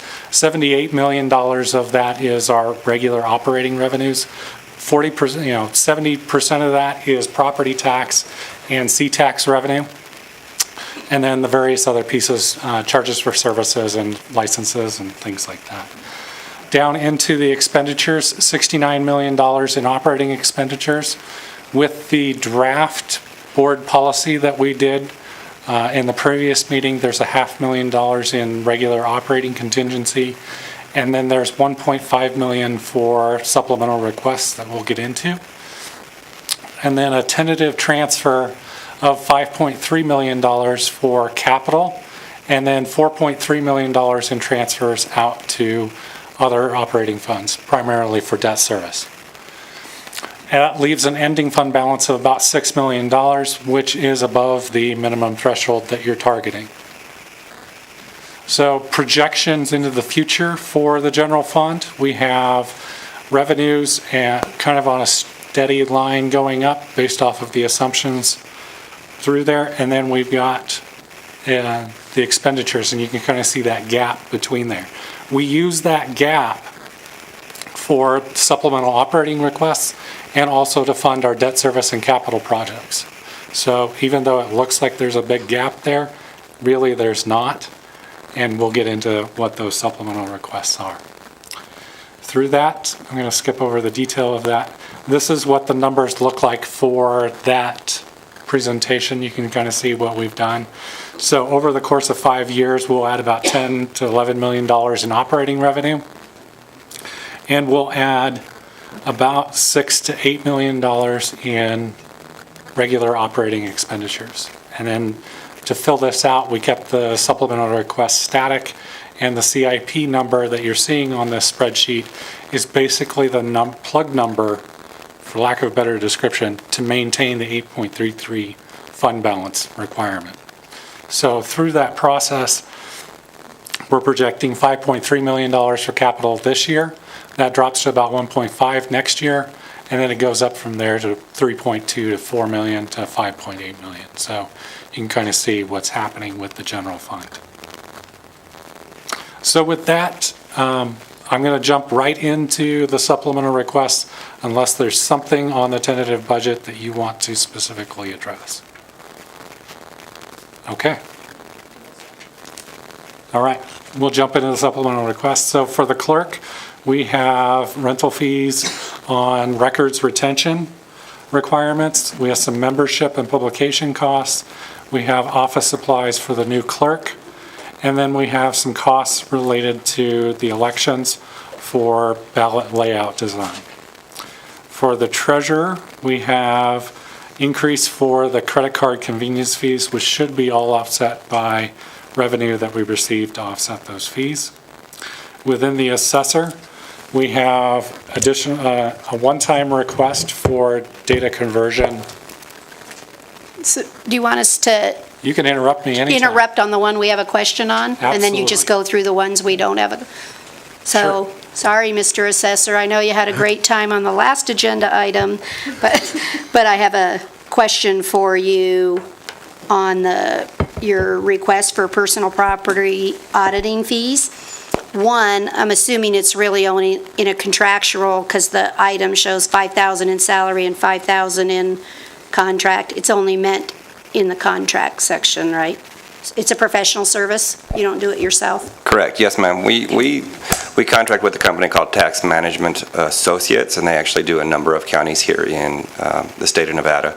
So so you would like an additional $5,000 to audit more businesses on their equipment listing that they give you? How many more businesses and why? Okay, so for this current year, we did contract them. We had a contract for $5,000. And based on their fee structures, that only allowed us to audit 5 businesses. And of those 5 businesses, so far 3 we've billed, and we're collecting an additional $4,800. We have not, they're still working with those 2 companies. Part of the problem is the fact that we would really like to be able to audit a lot of the larger companies, such as the Nevada Bells, the telecommunications, because we know that they have cell towers and stuff like that are out there that they're not reporting to us. Personal property is a self-reporting component. So, we hold classes in July for new businesses or people who want to learn about how to properly report the personal property declaration, but I don't have the staffing to actually go out and actually audit it. And so these larger companies, for a true cash value of over $20 million, and just for a reference, Nevada Bell has $60 million. So the fee for that is $10,000 alone. So there's no way that we can even get to it. It's not feasible just to audit one business, so we all audit companies of different sizes. Again, we paid for that $5,000 out of our pocket or out of our budget this year because we wanted to see what kind of return we would actually get in it. It does look like it's a positive return, at least paying for itself, and so we're being able to actually add assessed valuation onto the property. Just an example, there's one company that was reporting about $10,000 worth of equipment. They actually should have been reporting about $160,000. So, we're collecting an additional $3,100 from that company for the last 3 years plus the current year. So it's definitely paying for itself. Well, and I guess it's paying in future dividends, even if it's break even for the fee in the first year, it pays in the future. That's now on the tax rolls. That's correct. Okay. Thank you. I appreciate that.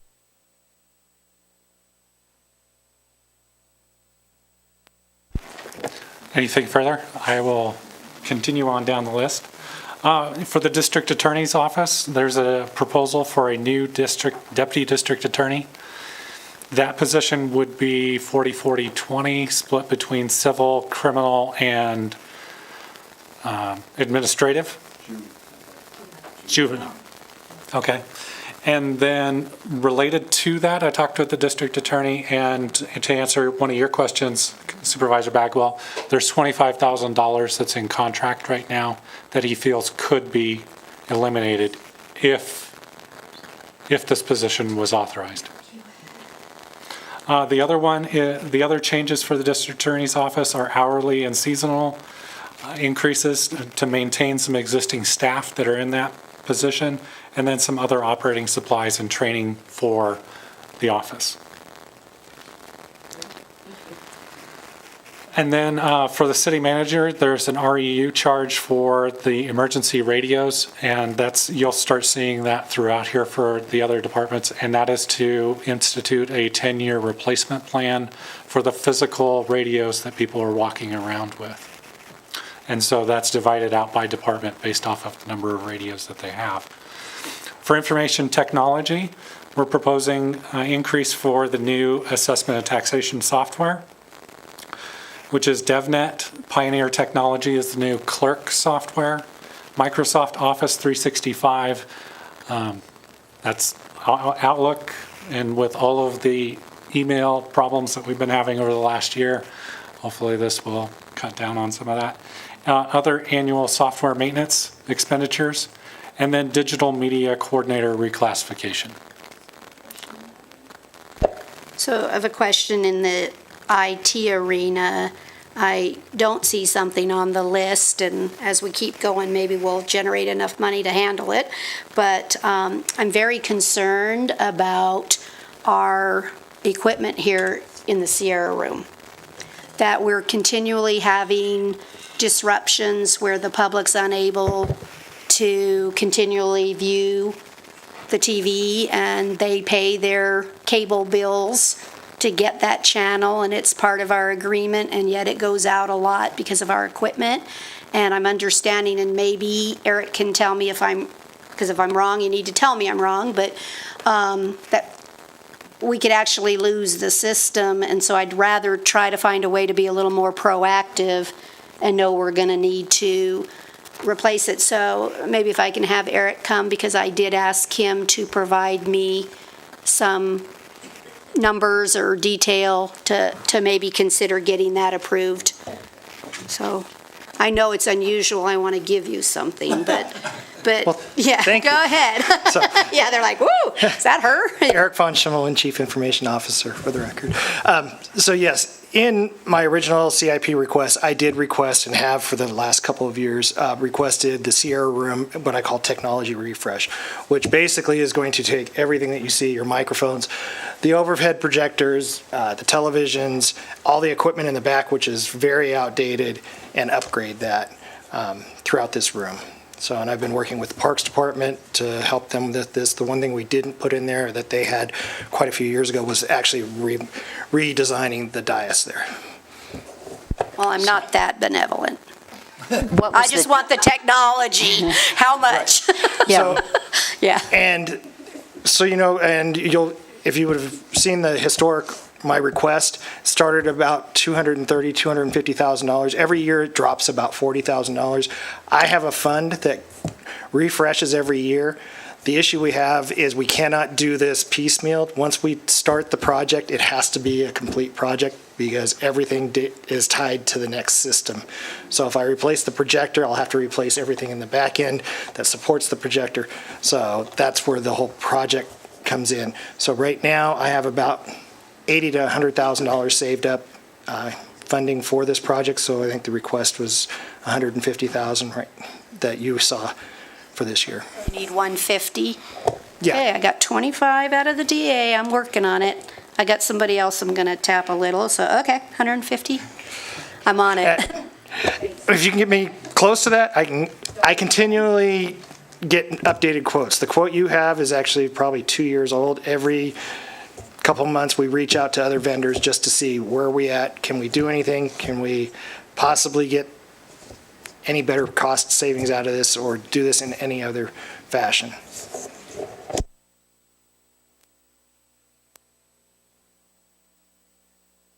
Excuse me. The next item is the printer copier replacement. So going along with your asset management program, this is to replace some 15 to 20-year-old copying machines that the city is still utilizing and get it onto more of a scheduled replacement plan.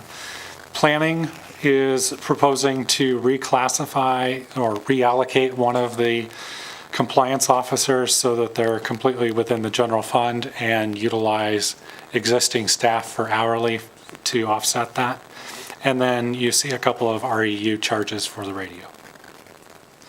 For the sheriff, I'm sorry, can I interrupt? I didn't quite understand what you just said.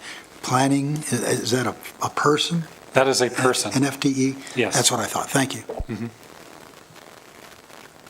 For the sheriff, proposed increased costs in the cost of autopsies, some additional training costs, vehicle repair costs, and then radios and a little bit of domestic supplies within the jail. For the fire department, repairs and maintenance on the equipment, training supplies for the SWAT team members, radios, and then training and publication and membership costs for the new fire codes and building codes that will be coming to you later this next fiscal year. A question on that one, and I'm going to need the fire chief for that. Sorry.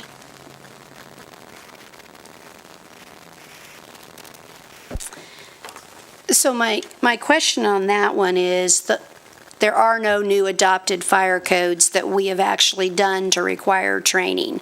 You're anticipating bringing some fire codes and building codes, but what if we don't adopt them? Is the training for not for waste? So every several years, the fire code and the building codes are updated, so that is certainly up to the board whether we adopt new codes for our safety of our citizens and the community or not.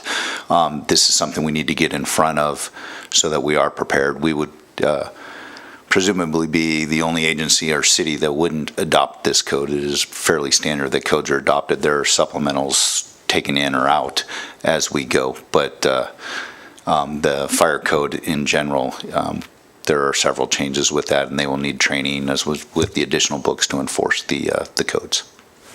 Maybe I can say it differently. Is it that we always adopt the fire, but we don't always adopt the building? Or we adopt the building code later? So is this just the fire code training? This is just for our fire inspectors. for With the fire? fire code, we will be bringing the fire and building code together at the same meeting, and we're looking probably in the fall for that.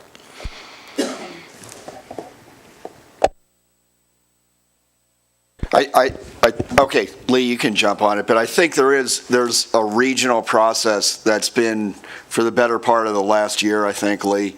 I mean, we've done outreach with the builders, with the commercial realtors, and the design professionals and folks like that. But go ahead, Lee. Yeah, Lee Plemmel, Community Development Director, under which the building department is. So I was just going to add that, and it's not just Carson City that brings these forward. There's been regional efforts, as the city manager said. It's every 4 years or so. I think they actually skipped a cycle last time. But so that we're all on the same codes regionally and not adopting different ones, but we work together regionally. So they do come together and adopt the codes at the same time. I think the law also says even if you don't adopt it, it's still a law. I don't No. know. Aren't we for the longest? I don't know. It's a state law. If the state adopts a code, I don't know how you don't adopt it locally, but that's for another debate. Go ahead. Okay, so the next one is for the cost allocation plan audit, which is related to the Medicaid billing in the ambulance fund, which is offset within that fund, so. The next items down are related to the courts, and so these are related to the benefit plan that the judges intend to adopt for their employees, and then also some mandated cost increases that we've continually supplemented over the last few years, and we're going to go ahead and build those into the budget. The next department is the juvenile department, and so there's some changes there following along with the benefit plan for change that the judges will adopt for that department, along with the radio and some minor operating costs, and then also the addition of one new FTE for a youth advisor position. I have a question on that, and Allie, if you'll just come up for a minute.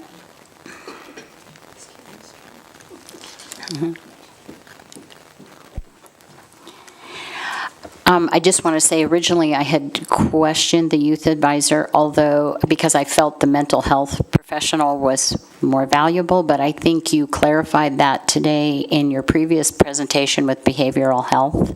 So I think that is being addressed, but I just wanted to put that on the record that I understand. And if you can just elaborate on what the youth advisor does. So thank you for recognizing that. We're actually, for the mental health position, we're going to contract for a year because we do have the grant funding for that, and that will be brought before the board in the next month.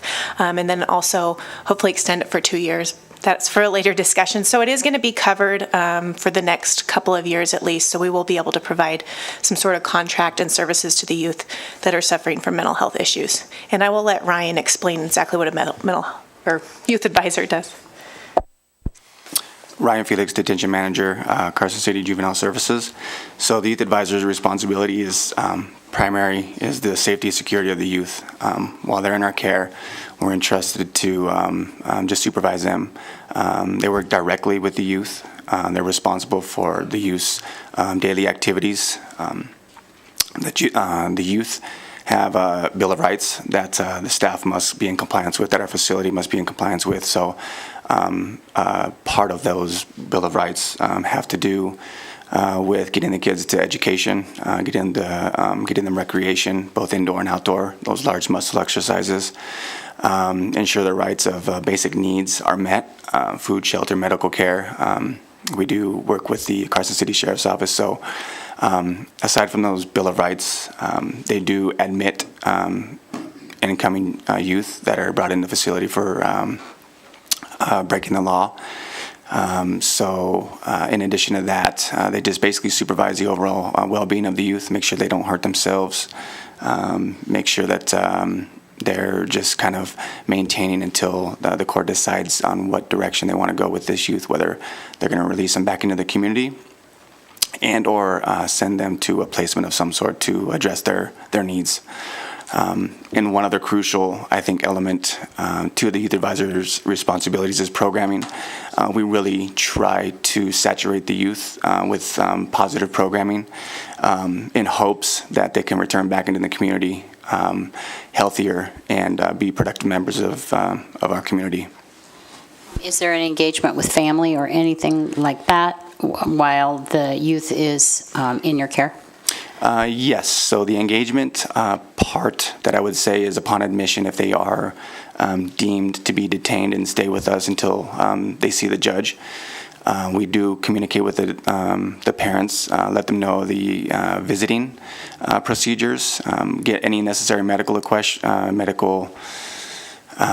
questions answered, and we do keep them abreast of any issues that might arise in the facility, be it that there's any safety security issues that might arise. So yes, we do keep in contact with the parents as it's we're kind of just taking temporary guardianship until the decision has been made to get them on to their next stop.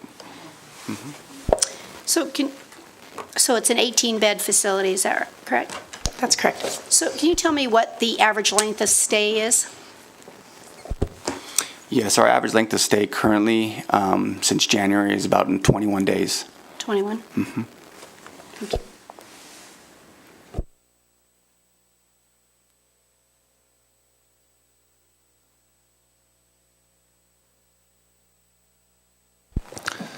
I'll return. I did receive a note from our IT director that the amount that he needs for the Sierra room is actually about $110,000. When somebody's going to give you money, he's back there really sharp with a pencil, man. He's like, I'll do it. Come on, man, All right. Sharpen it up, right. Right, go ahead, Jason. So the next department is the Parks and Recreation Department, and within here, we're doing the final reallocation that you approved last year for staff. So there's a lot of moving pieces that you're seeing within here for the reallocation of staff. But in addition to that, there's a proposed increase for one new parks maintenance worker and a half-time, part-time clerical position, and a new ranger program, and then uniforms and a technology for staff. Oh, Jennifer. Sorry. It's 2 FTE?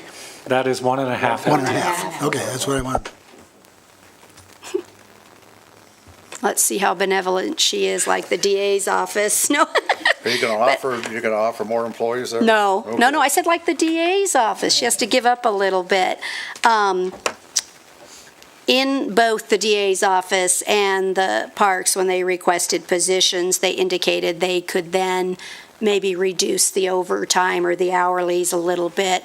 And so the DA indicated he could reduce the $25,000, and I had a discussion with you. So, yes.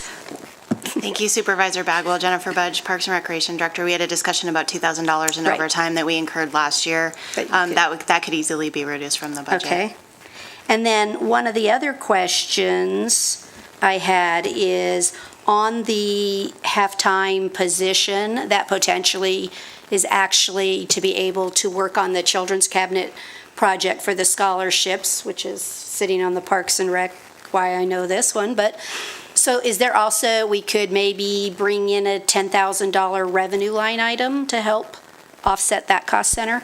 I know you think maybe 15, but should we maybe bring in 10 and see where it goes? So we haven't implemented the Children's Cabinet program yet, so whatever we put in there is really an estimate or a best guess. Previously, we've had scholarships and a line item 2 years ago of $15,000, so that's sort of where we came up with that mark. But there's definitely a great need for youth in the community that qualify for this care. So we are working with the Children's Cabinet. We'll be implementing that, late this summer, early this fall, to be able to do that. So there is a potential offset for that. Just them doing that paperwork, they'll be doing a lot of other duties, but we do anticipate, the good thing is when the revenue comes into our program, it's the full cost. So if you charge $100 for a program, we'll be reimbursed at that full cost, not half of the cost that we were getting previously. So, which is a benefit to us. So it would be just an estimate. I think $10,000 could probably be a conservative estimate, but I do caution, I don't know yet. Conservative. I'm working towards my goal here, so thank you. Yeah.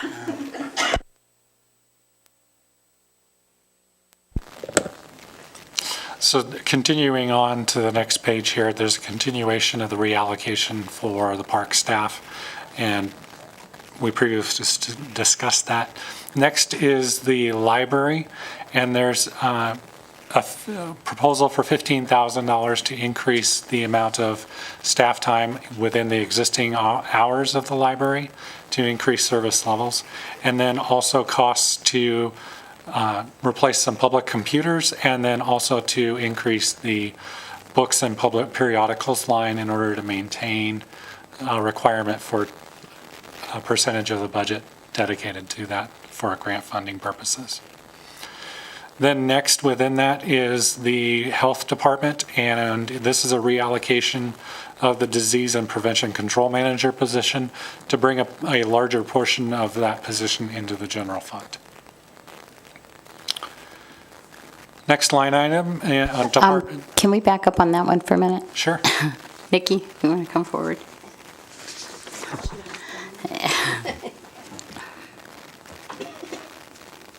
So disease prevention and control manager, bringing more of that into the general fund. Why? Nikki Aker, Director, Carson City Health and Human Services. Currently, right now, the distribution that he's being paid out of a grant fund is 70%, and I can justify about 40% of the work that he does within that grant.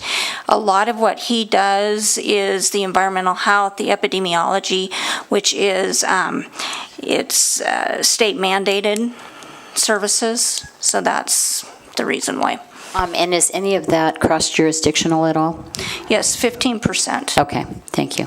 All right. We've been cutting that, at least the past year, right? We've been backing out part of his salary from that. Out of the grant. Out of the grant. Yeah. So I think he was at one time 100%. Exactly.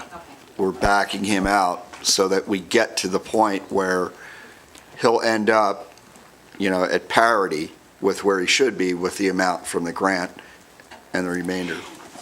And with this reallocation, then, like I said, I can justify the 40%. So we're there unless his duties within that grant change.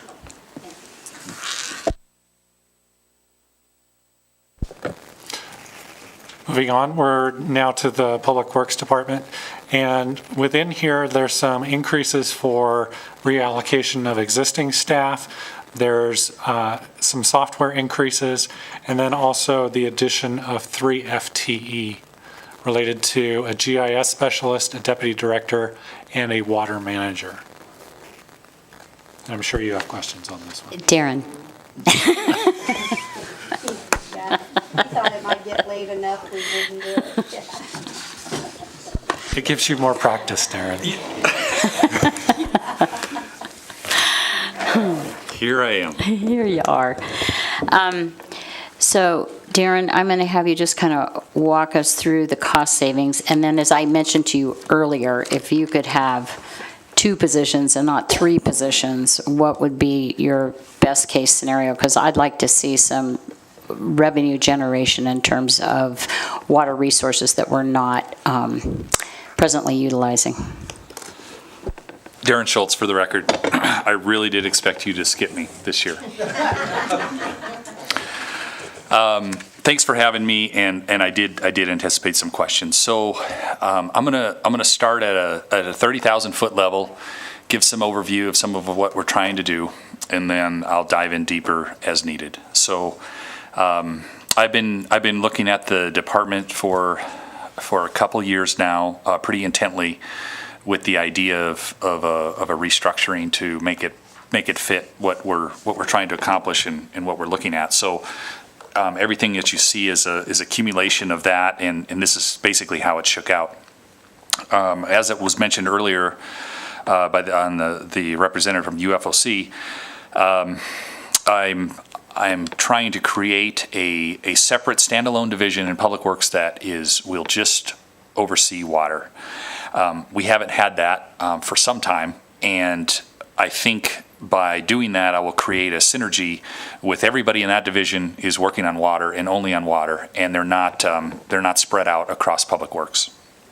There's a number of advantages to doing that, and I'll just quickly highlight a few of those. We need, it can go without saying, but professional management of a water division is obviously very, very important moving forward. The system is very complex.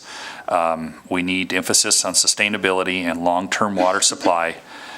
Surface water storage, that's been brought up from the Subconservancy a couple times. Groundwater recharge by effluent, that's big in Nevada right now, and we need to pursue that. You mentioned earlier induction wells capturing Brunswick leakage. And the other thing that in terms of a study that was mentioned earlier by the UFOC member of what we're doing right, really there's a lot of that's been done out there by AWWA, which is the standard that all water systems fall on, and there's benchmarking. And I would love nothing better than to take our water system and stack it up against AWWA standards across the United States and come back to you and report what that means and what it is. I don't think so. You bet. I mean, because that's the next thing out of Darren's mouth is to see that. I'm kidding you. I'm pretty comfortable that we can hold our own against anybody. But to gather that data and to generate and come back and that's gonna take some management. So the other thing that I definitely wanted to notice or point out in the water fund is that if you look at our services and supplies without any of this in it for fiscal 19, we had a reduction of $614,000 we took out of service and supplies. So and all of that money, that's not savings. We took that money and we put it into capital, which is really where we need the money. But what I want to go on the record and say is that we have been making cuts to service and supplies in this fund specifically to get where I'm asking and what I want to try and do today. And I'm very, very comfortable with, if this position would be approved, to come back to this board in 18 months, 24 months, and I will be able to prove further reductions that we did in this fund because of professional water management. I'm very comfortable with saying that on the record because I think we can get there just by pursuing some of the things I mentioned. There's ways to sharpen our pencil, and there's way to be more cost effective. The other thing that was changed in this fund is that I reduced by allocations, I reduced the FTEs in it by 0.5 from last year to this next year. So I've already reduced 0.5. So asking for an FTE, I'm really asking for 0.5 FTE because of the reduction that I asked for. That's in terms of water. I didn't reduce Public Works staff by 0.5. I reduced the water fund by 0.5. So I wanted to go on the record for that. And then interesting, at 10:13 this morning, I got an email from AWWA that's putting all public water services on notice that that the Russians are apparently trying to, that's one of the things they're looking at, and keep track of the security of your water system, and they're pinging around and looking for weaknesses, and that's stuff we take very, very seriously, and we need to manage it. We are. I don't want to send up the alarm, but I really would like a manager that their full-time job is just to manage the water system in Carson City. The second position that I'm asking for is a deputy director position. I won't go into great detail. You've probably read my long brief that I had on this, and I got maybe a little crazy with words, but this position is one that existed in the department 4.5 years ago, and I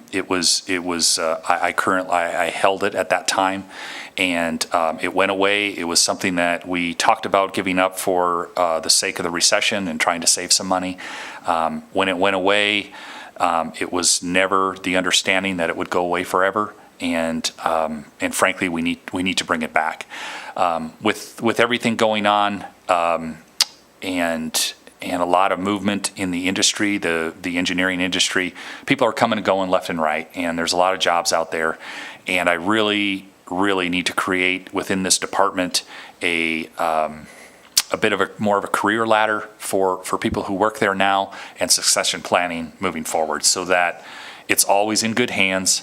No matter who comes and goes, we have a plan. We have somebody waiting in the wings to manage the department or to manage a division, and this position will do that. Furthermore, I have recently, as you're well aware, hired, we have a couple of senior managers within the department that are less than a year old, very, very bright, very, very intelligent, a lot smarter than me, but they do not have the institutional knowledge that we need here in the city in terms of what's happened over the last 10 years. I believe by creating this more of a pyramid in the department in terms of moving up and where people lie, that it will help fix that. The two employees at Carson City that know the most about our water system by far are retiring in the next 18 months. And the next person in line is not even close. So I want to fix that. Then the third position is the GIS specialist. And what we're trying to do there is move along with our plan, and it has a lot to do with asset management that was brought up earlier. And as asset management and the role of that and the program of asset management continues to move forward, we need to focus more on asset management. We hired an asset manager. That position also oversees GIS. And what's happened is that not only are they working on asset management, they're working on GIS, and the need has come for somebody at a lower level to fill those more day-to-day GIS type tasks and let the asset manager really focus on asset management. So that wasn't a surprise to us. It was always in our plan that we would get to the point where we needed that position to focus more on asset management and take that person out of the role of the GIS support role. Could you, if you had to, could you contract out for that GIS specialist? How much money would we save by doing that? Yes, so we have, if you remember a couple years ago, GIS was all done in Douglas County, and we wanted to bring it back in-house for a number of reasons. And so we used consultants, GIS consultants, to help us transition and to bring that over and to make it happen. It's been very, very effective. GIS is a very exciting part of our city and our capabilities, and it's just going to go up and up and up and up. There's so much we can be doing with GIS to make us smarter. And so we really want to continue to expand that program. So the consultants are there to kind of bring these programs along and help us get them running in the system. It's more of the day-to-day, a department calls and needs a map, a GIS map to create it, that's pulling our asset manager away. But having said that, we've gotten along so far with as we are, and if need be, I could extend that. Question along that lines, and maybe I'm trying to recall, but do we not have a GIS maybe Dave can come up maybe there's some synergy we could do between the two departments on GIS and be able to reduce this cost. So I don't know if your GIS person is 100% booked or could provide some assistance to fill any gaps. I don't know. Dave Dolly, yes, we do have a GIS individual on staff. He will be retiring in about 4 years, so just so that's out there. Yeah. But yeah, we could, because he's working with he's drawing our maps right now, but yeah. So he could, then we could maybe push this item, and you heard it, Darren, he's on the record saying he'd help you. Okay, thank you.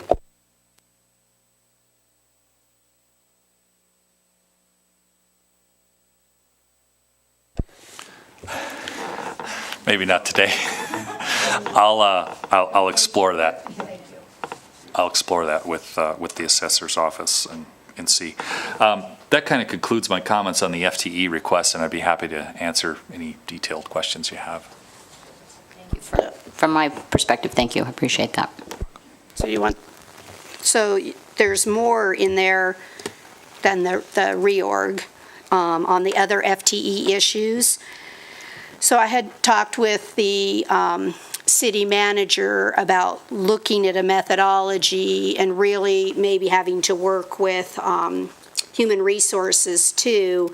You have a lot of items in here that deal with like a level 1, level 2, or level 3 in streets or wastewater and water. And you indicated to me that those individuals don't really ever change their position. So it's not a level 3 because you supervise or don't supervise. It's really the licensure or the enough classes or time and grade type things that make you determine whether or not they should promote to the other level. And I had discussed looking at the board, and maybe it's an exercise for us anyway in all positions, not just Public Works, is that we look at authorizing positions at what level the position can be. So for instance, we could say all water technicians, I'll use that one as an example, are 3s. The individual might only be a 1 or a 2 for budget purposes, but the position itself is authorized at a level 3. I think yours go 3 is the higher one, right? Not the ones. So I'm interested in looking to whether or not we want to do that type of stuff instead of having to every year come in and say 3 people met the threshold, 2 people met the threshold, that we get out of this process and just let the natural certification of their license or their hours and work on something of that nature. So maybe I am giving you something after all here, but I would like to have this board consider working with Melanie and Darren and any other departments that have levels that they can achieve. If I could. So if you look at, I know I have the sheriff and the fire chief in the room here, for example. Both of those departments have step systems. And the requirement for a deputy or a firefighter paramedic to progress to the next step is to still be breathing a year later and get a meets expectation performance evaluation. That's in the collective bargaining agreements. I believe Public Works has actually done it the right way, similar type progression, but Public Works requires additional certifications or training, some tangible thing in addition to you're still breathing a year from now, and we're gonna increase you up to the next step. So, and I know 2 years ago, maybe 3 years ago, we used to do it that way, and then the board wanted us to bring all these back to be approved. So at the beginning of the budget process, the Public Works business manager, I assume it's the business manager, goes out and determines how many individuals in each one of those promotable type classifications intends to get the training or the certification or whatever it is that's required for that next promotion. And then that's what is budgeted here. that's what we budget for the next year. So, I mean, I'm happy to do it either way, but I mean, we more or less used to do it that way, so I don't know that I know enough. I mean, listen to the debate here. I don't mind the debate. I'd like to hear, but it sounds to me, maybe I'm missing this, but that using, I'm not certain whether the word level is what's causing an issue here. I mean, because it doesn't bother, I mean, I think it's important to have people have extra certifications in order to get to a different pay grade. I think that's, and we ought to reward people for that. And so, I'm not certain I have any problem with the level issue. I mean, I don't know what we gain out of that. I mean, but I'm happy to listen to the debate at some point in time. I don't know if we need to do it today, but I'm happy to listen to the debate as to whether or not we should change that theory. I don't know, I thought that was all part of the performance level grading, and that's what we had decided way back when, so, which is exactly what you're doing. Yeah, so. No, because if we do it this way, we have the opportunity to say no, because we don't have enough money or we don't want to give a guy, versus he meets the qualification of a standard. I'm just going to pretend, right? Let's say that a water operator, after 1,000 hours of operating a pump, he's now a master pumper, I don't know, that he would automatically get it when Darren certifies that he meets the licensure, versus coming to this board and saying, I would like to promote the master water pumper. So that it's automatic when he reaches whatever the requirement is. His get it automatically. He doesn't come to us for permission. So I assume that's what you're saying here is, I mean, it's automatic here as well, I think. No, and again, Mr. Mayor, I know it's kind of a little confusing here. I don't want to repeat myself again, but I guess I have to, that Public Works has actually done this the right way. In order to receive a promotion, a step increase, if you will, that employee has to demonstrate whatever the criteria is for the specific classification that we're talking about. Because of our policy, that is a promotion. And the Board of Supervisors is going to have to approve that because it's a different pay grade. That is not how other collective bargaining agreements handle this. It's a difference without a distinction with a deputy going from one step to another, or a firefighter paramedic going from one step to another.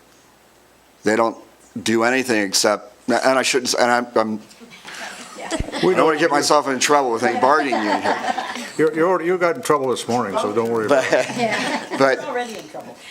so, I mean, Public Works actually put a lot of rigor into the same process. So why are we trying, what's the theory? I mean, I'm missing it. I want to do What's automatics instead of supplementals.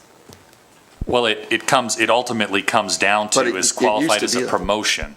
And we used to just handle it at a lower level, and it didn't come before this board. But because it's classified as a promotion, the direction was given to bring all those to this board. So Supervisor Bagwell is right. I will be here every year asking for these in water, wastewater, sewer, for those promotions, for those people who have got that certificate and met that qualification. We move them up to that next level.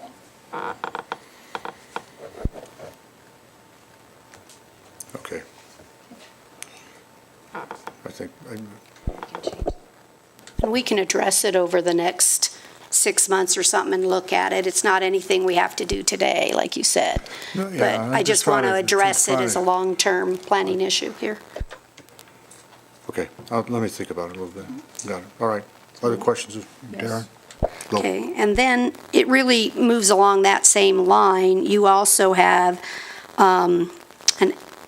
what I would consider an actual promotion, because you want to change the classification on a planning. And maybe I'm going to need Melanie a little, sorry, she's not getting off the hook. But it's really a technical question I'd like to ask Melanie, because it deals with the pond effects study and just in general, what triggers, I'll wait till she sits down, I'm sorry. So along with the philosophy that I just had on the other, that when a person reaches their licensure requirement, it should happen. Now in reverse, when you have positions and someone wants to say, I'm working out of classification, is there a percentage? When we worked at the state, you had to change your job class by 30% to be able to trigger a desk audit, to say, I really believe that I'm working out of my classification and should be the next level up, or I really ought to be an X. Do we have any policy here in Carson City that describes when a desk audit happens or something to determine whether a position should be reclassified? We have a reclassification policy, and it requires either the employee to bring the request forward or the department director. And when that request is brought forward, a form is completed, and on that form, they list the percentage of time they spend on the new job duties. And but what makes it trigger to be a yes versus a no? Is there not, it's case by case, or? Each one is looked at. So we look at the prior position description questionnaire that was completed, and then we look at the new position description questionnaire that was completed, and we compare what exactly has changed with the job. So I was trying to, and forgive me, Darren, I didn't get to you in advance. I don't see on the requested one, I saw a narrative, but I can't see the actual, what the old position, I'm unable to ascertain what changed so much that it triggers a reclassification. Not doing a good job, because I got to tell you, you got great staff doing good jobs, but I'm actually looking for what's so much of a higher duty that it needs a reclassification. Darren Schultz, Public Works Director, for the record.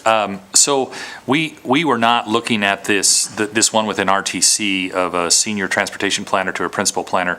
We were not pursuing that as a reclassification.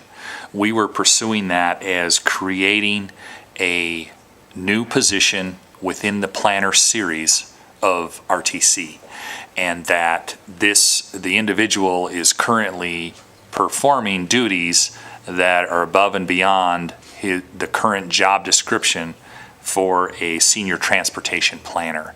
So the job description for a principal planner currently does not exist within Carson City. We're creating that, and we're taking the next step up from the current senior transportation planner job description and creating that, so we have a series. Again, it's a ladder. It's an opportunity for employees to go up. The old senior transportation planner per se wouldn't go away. It would be a job description that we would keep, not that would be filled and budgeted, but in the future somebody would be able to qualify, and we could allow somebody to promote up into that position if we had the right person on staff. So that's how we were moving forward with this, is not as a reclassification, but more as creating a higher level position within the series. Okay, so let me take that on a different tactic, so Sure. I'm clear here. How many, I'm assuming planners, then the senior planner supervises planners? Yes, a How planner. many? One. One? So if we then move a senior planner to a principal planner, there'll be no senior planner? That's correct. Okay, but I guess I don't see that progression then when it's one person that it's supervising. So there's still only two bodies, so there's not going to be a senior to move into to be progressive, because. Well, what I would hope is that in the future, a few years down the road, or 10 years down the road, I don't know but what I would hope is that the planner, the current planner level position, would have excelled and grown and learned enough to where we could offer them an opportunity to promote up into the senior transportation planner. So they would have somewhere to go, somewhere to move up to. If we don't provide that, they look elsewhere and they find that senior position elsewhere and they promote out. So it's kind of a goal to. Maybe that's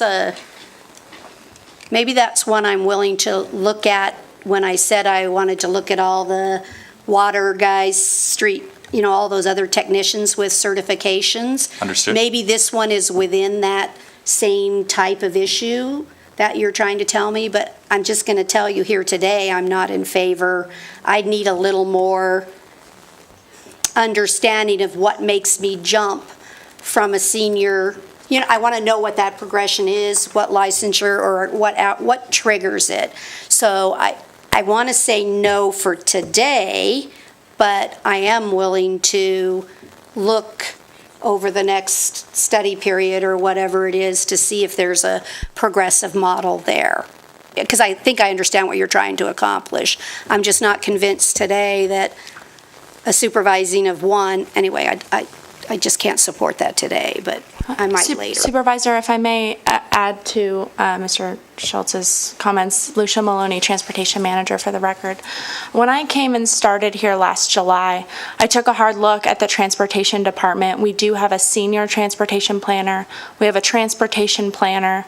We also have a transit coordinator and a bicycle and pedestrian coordinator.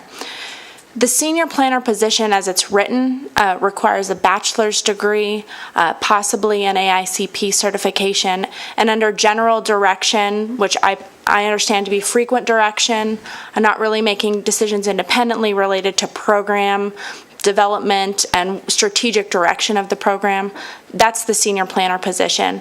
When I look at other principal transportation positions at other MPOs around the country, such as Carson area MPO, those principal transportation planners actually directly oversee and develop those specific components of programs. For example, you might see a principal transportation planner that directs transportation demand modeling and forecasting, and they're really experienced in that really highly technical nature of the job. So you might see a principal transportation planner in that piece.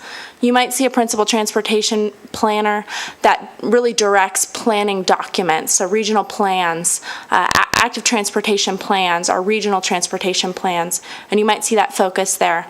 You might see a principal transportation planner that's actively involved in large capital improvement projects and seeking and obtaining large federal discretionary funding grants, those types of things. Here at Carson, we're really unique, right, in that we're a county and a city, so we're doing these local capital improvement projects. We're also the MPO, so we're doing these large planning documents. We manage our own transit system, so we're managing FTA funds and administering transit, both in a fixed route system, but also paratransit, where you have special populations where we're providing service. The way that we're set up is you have to wear all those hats. The specific senior transportation planner isn't an expert in just one of those pieces. He's demonstrated a capacity to lead and direct multiple pieces in a way that is really inspiring, and he really helps our team. So, I looked at those things, and I looked at the way the senior transportation planner job position was written, and the duties that are being fulfilled currently far exceed those. There's a master's degree, there's an AICP certification, and frankly, over the last 10 months, this person has gone out and been awarded, I believe, over $7.5 million in federal discretionary funding. So for those reasons, I believe that we really should consider this promotion. The individual is not topped out. So waiting on this for next year to do proper job specs and duties and qualifications to meet progressions like you're going to do in all these other ones, there's no harm in waiting and doing it. What I consider in a best practice for human resource activities. That we have a concentrated thought process and remove the individual from that thought. So I think the person is super, but I really want to work with human resources to develop standards and rules and work duties that then make the decision for me. So it's not person specific, it's job specific. And I really think the person will get there anyway. I must be missing it because I'm hearing some of that that there are standards in place and criteria for that planner position, senior planner. That's what I'm hearing from you, but I'm hearing from Supervisor Bagwell. Another thing, help me understand, do we have criteria and job descriptions for a senior planner? The senior planner job description does list a bachelor's degree, AICP certification as optional but I got desired. that, no, so help me understand, Lori, where the issue is then on. There's no principal planner job duties. We do not have the classification. Pontiflex came through, reviewed every single position in the city. We adopted that plan, set all of our job specs. What I want to do is properly create job specs for each of the positions that we want to consider, okay, now he has a master's, or now they've successfully worked 3 grants or managed 3 projects, and that moves them up the level. Because I'm understanding from Darren that he's interested in creating ladders, but I want to do it appropriately with job specifications instead of the person. What I see is a person can generate the answer because they're so good, you want to keep them, so you go do a new job. Versus I want the city and human resources to create the job specs that we need and find value in. And then if we have people that meet those, great. Maybe I'm missing, but I thought that's what's going on because maybe we're on the senior planner, just on that one, we're going to not fill that. No, he's going to reclass it He's to gonna principal. This isn't a reclassification. This is creation of a new position within the transportation ladder. And my apologies if I didn't communicate this correctly because I am new, but there was and is a principal planner position that does exist in community development. And so what we did was we took that existing position description, salary range, and qualifications, and I copied it, and I looked at those qualifications, which included master's degree and some certifications, and we used job descriptions from other MPOs and RTCs in Nevada, Washoe, Southern Nevada, and TRPA, TMPO, those principal and higher level transportation planning positions. And we made some minor updates to the community development principal planner position, such that it was appropriate for the transportation division. So there are some minor updates, but it wasn't, it's not that a principal planner position doesn't exist in the city, if that helps clarify. I'm not certain, I got it, I haven't Lori. been given any of this, okay? I'm sorry. I'm not. And again, I apologize, I'm new, so I'm trying to figure out how and where to speak appropriately. It's okay. It's all right if we all have a difference of opinion. I'm just not comfortable. I don't have any of that data like the one that we did. The digital one came with an actual job description that was amended. Our standard job description methodology that we do for all new classifications that does not exist it may exist. It was not in our packets or provided to this board in the normal fashion that we do positions, and that's what I meant. I don't want to do it I don't want to break procedure. I want it to be a systematic way that we look at positions. That's all. Thank you. Okay. All right, any other questions to Darren? Darren, I want to compliment you on looking forward down the road on what we do at Public Works staff. I think, I speak for everybody in this room, as infrastructure things get more and more complex, particularly when we're aging water systems and sewer systems, I know we redid our wharf, but the actual pipes in the ground, those are going to be big infrastructure issues. And so, it's important that we stay ahead of those things. I think it's also important that and I know you got somebody who's leaving who's been an institution here. I think it's important that we not lose what institutional knowledge we have before we get a chance to share that if we can. I personally think that's important to do. So I think that, in the deputy director position, I remember when we took that away because the budget issues were here. had sort of misgivings when we did it, but you told me you could kind of do that on your own there. I remember those discussions. I don't know how you do it without a deputy. I mean, I know the other departments have it. I don't know how many employees you got. What do you got, 130 employees, something like that? 135. 135. Well, anyway, you're the largest employee group in the city, I think. You're the largest employee group. And I think, I think from an organization standpoint, a deputy director is important. I know that there's some questions, and I know Andy at the UFOC said, we don't want to create a position just for a person who's going to be leaving. I don't see it that way. I see it as creating a position that's going to be valuable down the road, and that person who's going to fill it is going to be able to generate the information across the redesign of public works. So, and on the GIS system, I can live with, if everybody could live with splitting the GIS person. But I'll also say this, that, in the asset management program we've got going on, and with what I think is going to be probably the next coming issue that this city faces in addition to roads, I know, John, in addition to roads, it's infrastructure. I think that the GIS position is even more important, is gaining in importance. I know a lot of people use that, and I think that that's going to be key to really being able to do a good job at asset management over time. So, from my standpoint, if everybody wants to go down and split a GIS person, that, I can live with that. But I will tell you personally, I think that it's an important enough position that we have one, and I think it's important enough in the water, wastewater, in public works in general, that they have their own, where they can design it so that we can meet the coming things that are coming down the road. And I don't know what those things that are coming down the road. I can just tell you, I know that reading the literature,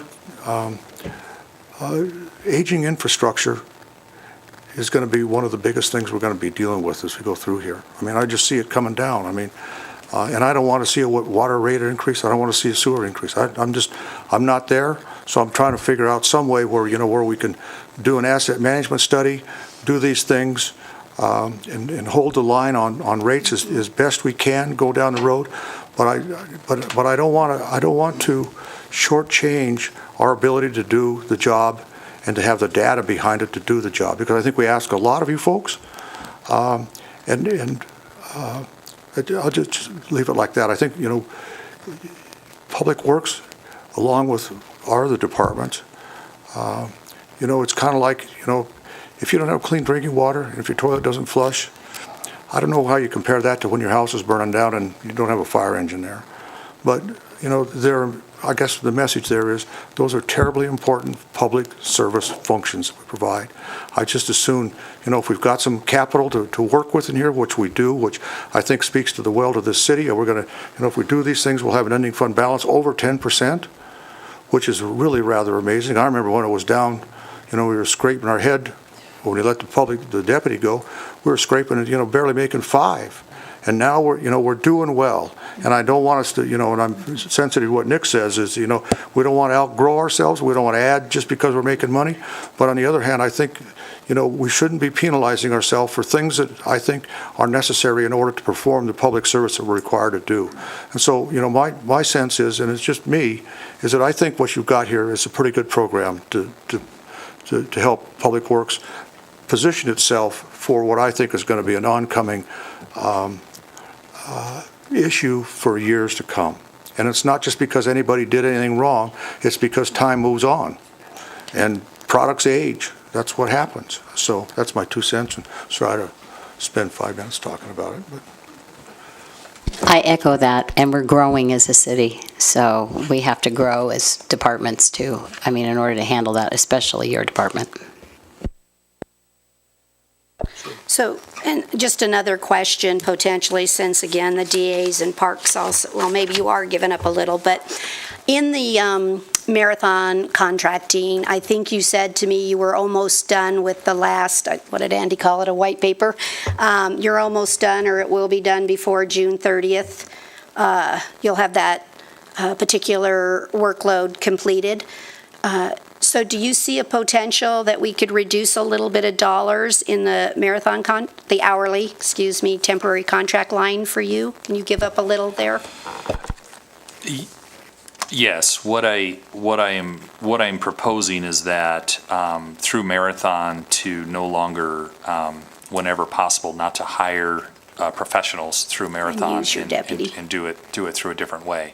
So having said that, there are some of the things that were being done with a Marathon employee that would ultimately now be done by a water manager or a deputy public works director.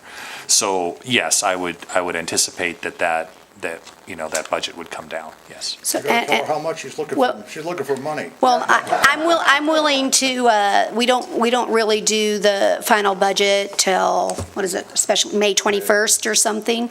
I'm willing to give Darren and Jason and the city manager or whatever to let you, I call it noodling, but whatever you'd like to do, to work that out a little bit, because I don't want to just on the spot crunch you to a number, but I would like you to please work with them. Understood. Especially if I'm going to give you maybe a deputy. I'm going to need to see like you said, if you're going to get a water manager and you're going to get a deputy because you think those are better models for your department, then I need to see the reduction of the outside temporaries. So I could live with that. Thank you. Well, since we've apparently reached the point where we're doing trade-offs, What does he want? Yeah. Yes, we already know. I think everyone knows where I'm going next, so I won't even use the word. The mayor already used it and mentioned my name when he did. So he said in that statement, those things, later, those things that are coming down the road. So I'm really concerned because what we're talking about here, if I remember Jason's meeting with me a couple of days ago so I could get some of this straightened around in my head, this whole thing of the supplementals, you may not be through, but I think you may be through with the FTEs, right? All of it. We're done with the supplemental presentation. Okay, so as I counted up, it's 7.5, maybe I'm wrong. 7 anyway? 6.5, but 7 positions. Yeah, 7 positions, okay. Have we anything in all this, with all this excess money that the mayor's talking about, for those things? I'll call them streets, so I don't have to repeat myself. There's no additional supplemental request that's going into the street division other than the requests that you've seen earlier today. Oh, I guess I'm not heard well, or maybe I just don't have sufficient votes lined up. I don't know. Is there a way to find some money for streets? I will leave it at the board's discretion if they would choose to make allocations, but if you have some suggestions, please. Well, I think I don't know. City manager, go ahead. I know. So I think one of the things that we had brought up to Supervisor Barrett was, if you look at what we already have in place for infrastructure, specifically for the V&T Special Infrastructure Fund, that money or that sales tax increase was used to fund the V&T infrastructure. We're doing debt service on that. That tax is now generating significantly more per year than we need for the debt service. It would be a simple process, and a significant amount of money has built up in there in the 800,000 to 1.2 million, or I forget off the top of my head, 1.3 million. 1.3 million, that with the board changing that plan of expenditure and adding streets to with that existing infrastructure tax, and it's existing, there's no additional revenue that you're going to go after. You could easily put 500,000 or even more into streets, should you so desire. We'd have to bring back an item, you would change the plan of expenditure, and then you'd be able to dedicate that funding into wherever you wanted it, but the recommendation to fill what your need would be, Supervisor Barrett, would be to put that money in the streets. As I understand it, the change in a plan of expenditure requires a supermajority, or am I wrong about that? 2/3. Is that 2/3? Okay. Yeah. You're correct. So either three of us or four if we can't get to it until the head of our RTC gets back, our RTC committee. We'll have to agendize it and bring it to you, but yes. Okay, so I called it, we're into the trade-offs. I'm a little bit leery of going where we're going at this juncture, particularly since I also noticed that the money for streets is lower because the 375, how much was it you guys got before I was here? That's not there this year, there was last year, and yet we have more general fund money that we could put into capital because it's coming in better now. So even if we got 800,000 or $1 million, there's less in the streets this year than in prior years, right? Correct. Yeah. So it wouldn't be a full 800,000 or $1 million more. It would be out of the V&T. It would. How much would it be, Jason? No, I know what you mean. Could you clarify that for me? Well, this board before I came on put in about, what was it, 375? 370. Yeah, I think it was 2 fiscal years ago. Right, though. that we I don't did think it's that. current. Right. It's not current fiscal year, but we did. So it was a one-time only deal. So, but anyway, the money is going down this year from last year and the prior year by a certain amount. And so if we got $1 million for roads, it would really only up the pot from what we had 2 years ago by about 400,000. Am I correct? That would be correct, if the board chose to redo the plan of expenditure and reallocate those funds. I think since the chairman of the RTC isn't here and holds a different view than I do of what we should do on roads, I'm going to have to hold off. Obviously, you can continue down the road you're going, but I'm not going to endorse anything I heard today myself until I Give know. you some road money. Well, good. You didn't let me finish. Well, Jason finished. I didn't know you were going to do that, Lori. Thank you. I think we have an option, maybe, if I may, Mr. Mayor, I apologize. I had a couple of general questions that might get to something that John is looking at. So when we look at the general fund, Jason, just so that you know I'm talking to you, and he might not know it. I was just going to say he might not realize. In the general fund, we are conservatively indicating where we think the money's going to be from the C-Tax.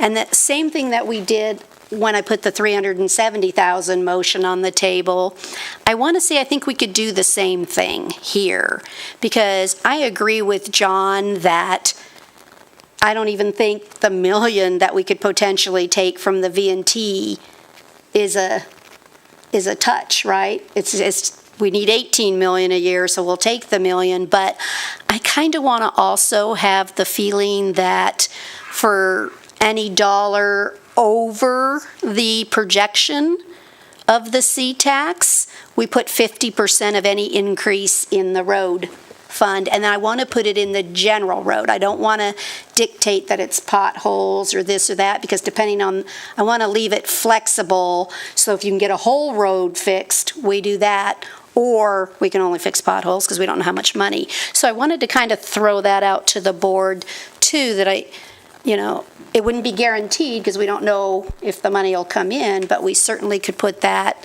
same type of discussion to help the road fund. I get the fact that we want to fund roads, but I'll go back to, if we're looking for $1 million, you heard the UFOC chairman or a member that was here saying, water and stormwater is 900,000 underneath.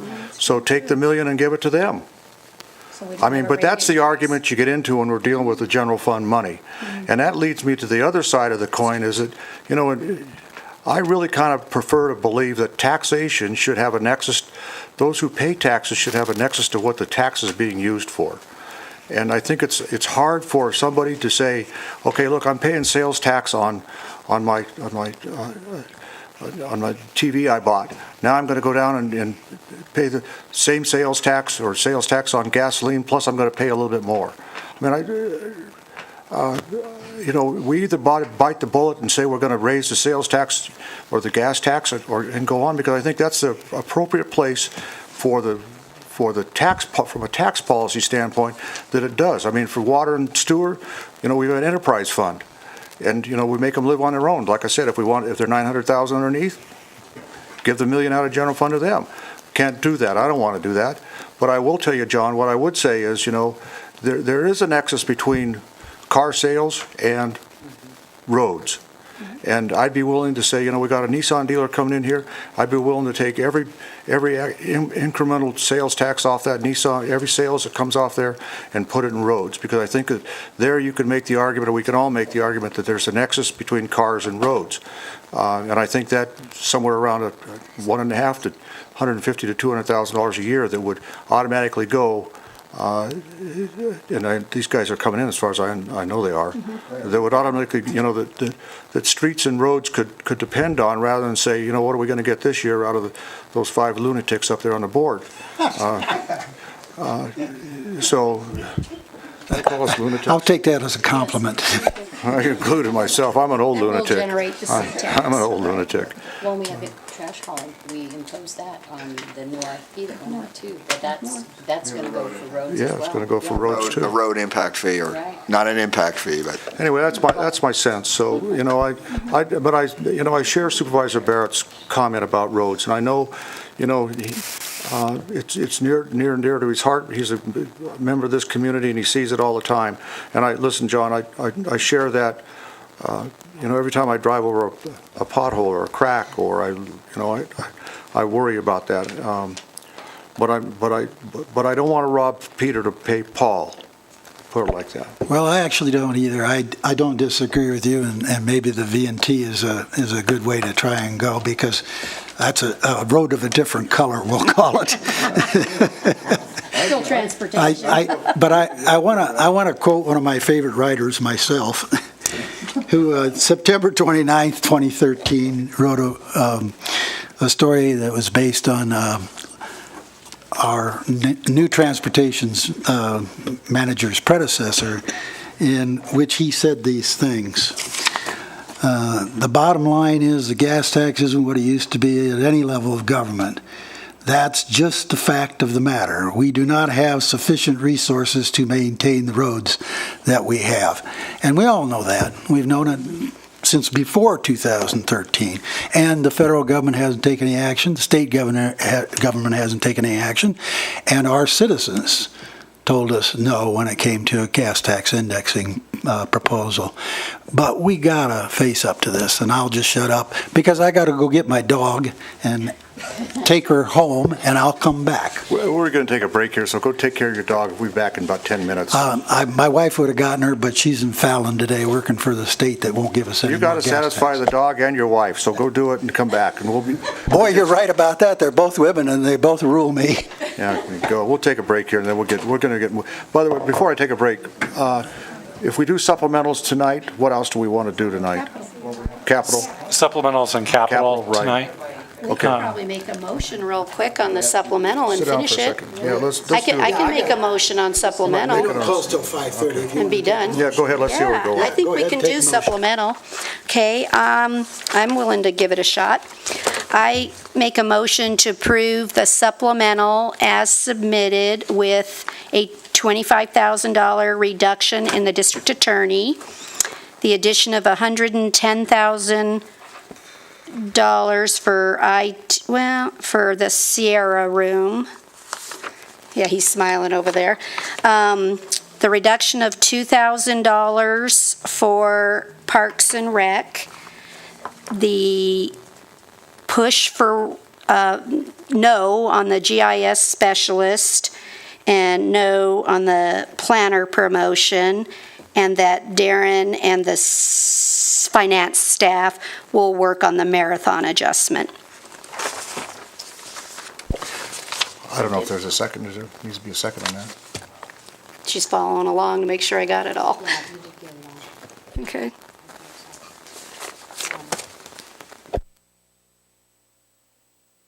Second that for discussion. Yeah, I can go along with that, but I'm inclined to say, you know, we ought to do what the RTC, the Lucia says on the planner, and you know, I do believe in the GIS system. I think that's the appropriate, but I understand where you're coming from. So, you know, I could probably go along with this by saying, you know, I want to leave the position, the planner position, okay, as they presented it. And I think, but then we'll just. So on discussion on that. Discussion's fine. It's fine. So I don't understand. The person's not topped out, so there's not an issue waiting. I mean, the person still has steps to get or whatever. We're not effectuating that, and so why wouldn't we want to bring it back through the regular? I just don't want to get out of, I don't want to do this. I just think it means that, what message do we send to the other departments or the other, I want to stay in procedure. That's all. Well, help me on discussion, help me understand how we're doing something outside of what the other departments are doing. I want job classifications like we did with the digital one. I want to do it the same way. I thought we had that. We don't. We have no. We have a planner. We don't have a print, maybe I'm missing it again. We don't have it here, but it's available is what I understand. Or maybe I missed that. They were going to modify, I thought I heard, maybe I missed that. The Darren Schultz, Public Works for the record. So the senior planner, obviously, that position exists and we have it. And so we, Public Works, have been working with HR to develop the principal planner position. So that job description is in process of being developed. So it was not part of your packet because it's not done. So I'm sorry for that. I did not know that specifically needed to be included with this item. That was a mess up on my part. Well, what's the danger, Lori, in doing it? I mean, other than we don't, I mean, help me understand. Well, how do it's I- a process okay. thing here, but what's the danger in? Because I don't have a document to read as okay. a senior planner versus their recommended principal planner to even know if we agree. What are we looking at? Well, I take it very seriously. Okay. I look for percentage of duty change. Is it just nice to haves or we need it? It's something again, it's not the person here. I know he knows. I think he's great, but I just don't want to go out of practice. That's all. All right. Maybe we're making too much out of a molehill here. I can do that. That's fine. Thank you. I appreciate it. All right. On the motion, everybody understand what we're doing? Well, we haven't finished discussion yet, have we? Hold on, you got discussion. Okay. Turn your light on. I thought. I'm sorry. That's okay. Don't worry about it.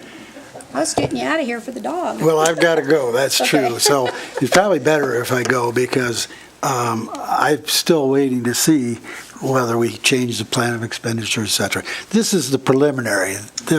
He's going to go back and he's going to do all these things and et cetera. And then when Brad gets back, we can talk about whether we're going to change the plan of expenditure.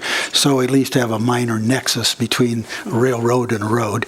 Mm-hmm. And so I would probably vote no on this, not because in the final analysis I'm against it, but because I'm waiting, as Ronald Reagan once said, trust but verify. I trust you all, but Brad's not here. I don't know whether to trust him or not. No, I'm being serious, though. Once you need a supermajority, then I have to say, well, it might not happen. And I'd like to get some money for roads. Well, we're on the record. I'll just say my own sense is that I think it's not a bad idea. But Okay, I think it's not a bad idea either. But I want to get us down there. So since this is preliminary instructions, you go ahead and instruct him, and I'll go get my dog. All right, before you go, I think, go. On the principal planner, back to that, I mean, I feel like the process is in motion to get this all situated, and timing and budget and everything else just gets in the way, and my feeling is that that's important And I feel like that, yes, it should be part of this go-round. That's just my thought. So let's make separate then, a separate vote on that particular issue. We can bring it back. Want to do that? Well, that's what I said, let's not include it, let my motion stand, and you can bring the principal planner back with the proper procedure. So take it out. I It's just, the basic thing I'm doing with the roads thing. I'm just going to wait. Okay. All right. This isn't, I just want this isn't So we can solidified. approve the supplementals without. Right, without as- it today. Without it today, but Right. with the understanding that that's coming back here thank you. with the description. Okay. Thank you. I'm all right with that. Is that okay? Yes. All right. All right. Everybody understand the motion? Department heads, everybody got it? Speak now or forever hold your peace, because we're going to go, Supervisor Barrett's going to go let his dog out before he I eats have his. to pick her up at the dog thing and take her home We're and going put to her come in a back. crate. We're going to take a break after this vote, and then we'll come back and do capital projects, and then we'll see where we go, but we should be, I think we're making pretty good time. I appreciate the board putting up with all of us, it's been a long day, but, that's what we get paid to do, so. All right. On the motion, all in favor, signify by saying aye. Aye. Opposed, nay. I'm going to vote no because Adriana would tell me I can't abstain, but I'm really not against it. I just want to see what I can get later. All right. He's Everybody, Jason, you clear on that? All right, we're going to be in recess for 5 minutes, maybe 10. 5, let's take 5. Until Ron gets back. We'll get going. Be back that fast.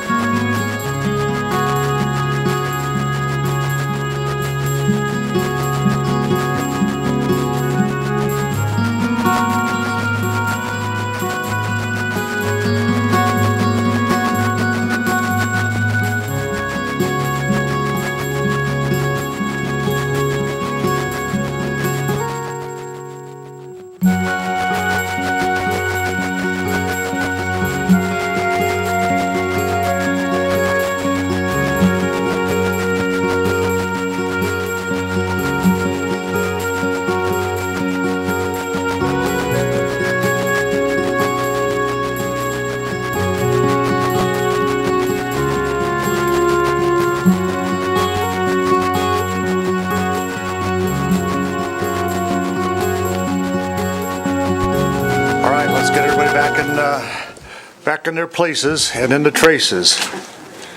All right? John Barrett, Supervisor Barrett will be back, but he's told us we could go ahead and start this afternoon. We're going to now move on to Capital Improvement Program. Mr. Link, take us through it. Thank you. You left off on purpose you didn't include the ladder truck on here, right? The ladder truck, we'll get to the ladder All truck, right, all right. but it's included in the plan, but it's not funded Somebody locked the currently. door so it's a deputy. Bye, Nancy. Nancy doesn't get to come in. All right, Jason.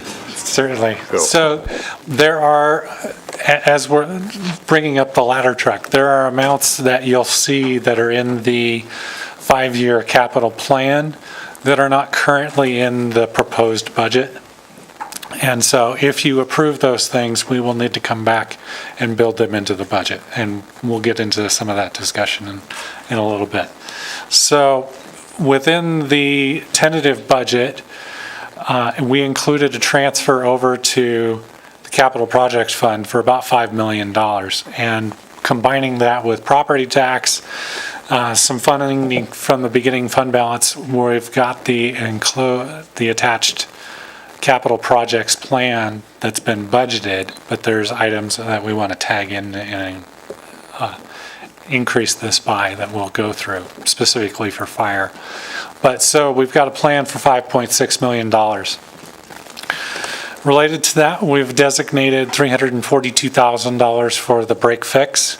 This is amounts that we know are going to break, but we just don't know what they are today.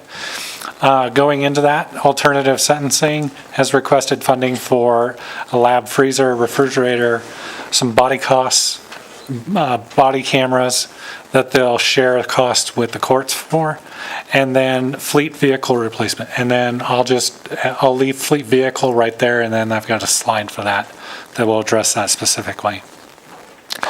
The assessor's office is requesting funding for a bronzed aluminum storefront system. Cemetery for a fleet heavy equipment replacement. Courts for a fire alarm public intercom system for the courthouse. And then for fire software, and then a new alerting system. Health, a new vehicle. Information technology. Continuing on from our previous discussion, we're going to have some additional costs related to the new assessment and taxation system. The new ERP system, and I will note related to the ERP system, there's about $560,000 of this that's flowing to next fiscal year in order to accommodate some additional expenditures this year. A SQL Server update, telestaff update, and then moving on to juvenile blinds for the detention classroom, a landscaping recreation yard update, new vehicle for library, extending the HVAC into an area that's not currently serviced. Parks and Recreation, we've got some computers and technology for park staff, and then also some fencing projects, playground replacement program, updates into the aquatic center restrooms, and then a corporate yard building for parks, and fleet equipment replacement, heavy equipment replacement that we'll get to in a minute. And then for public works. Jason, on juvenile probation and detention, landscaping for recreation yard, what are they doing for $240,000? We're going to reduce that. Ally, if you wouldn't mind coming up and explaining what's going on with that. That's a pretty nice recreation yard. Gosh. Great minds think alike, Karen. Great minds think alike here. I tried to go quickly. I know.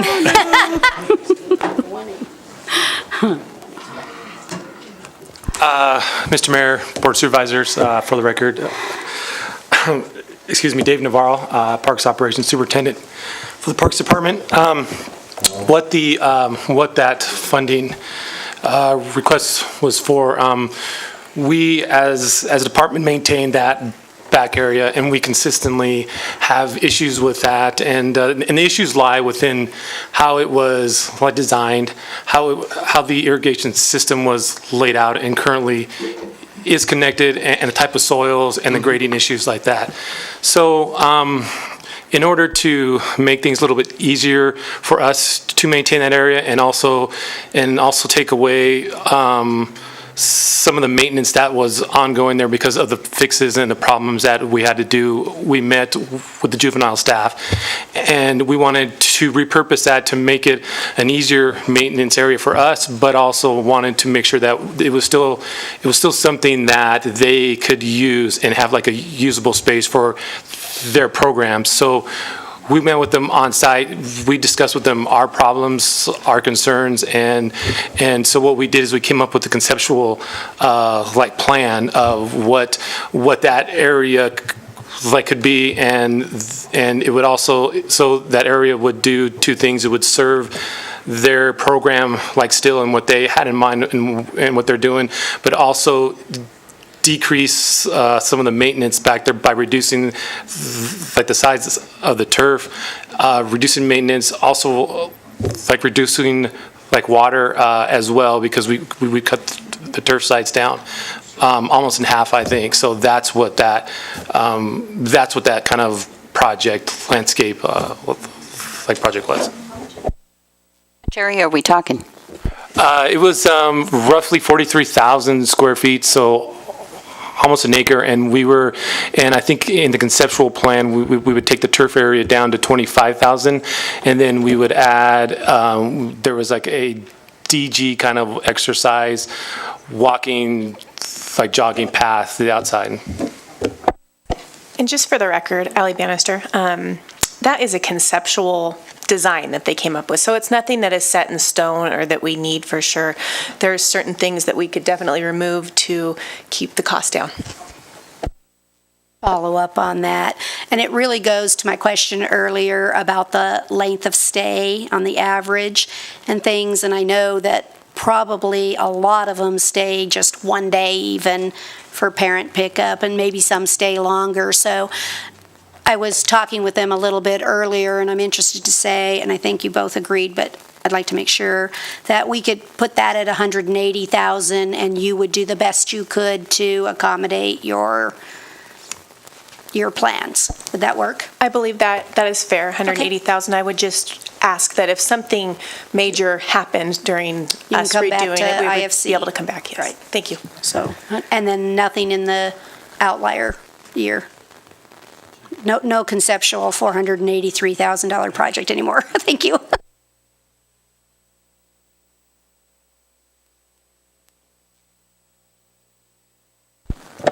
And then continuing down into Parks and Recs, so there's a playground replacement for $300,000, another $100,000 for the aquatic center restrooms.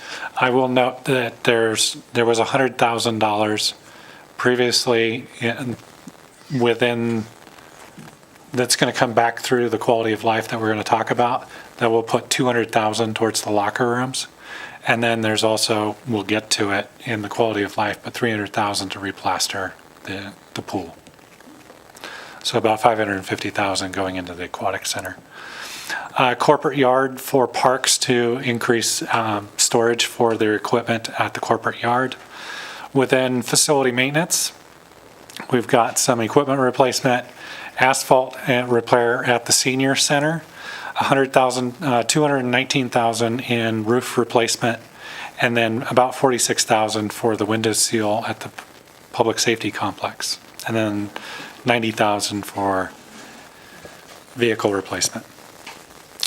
Within the fleet radio services, there's $200,000 for an upgrade to create a repeater channel for the fire department, and that's an infrastructure improvement as opposed to the handhelds that we were talking about through the supplemental request.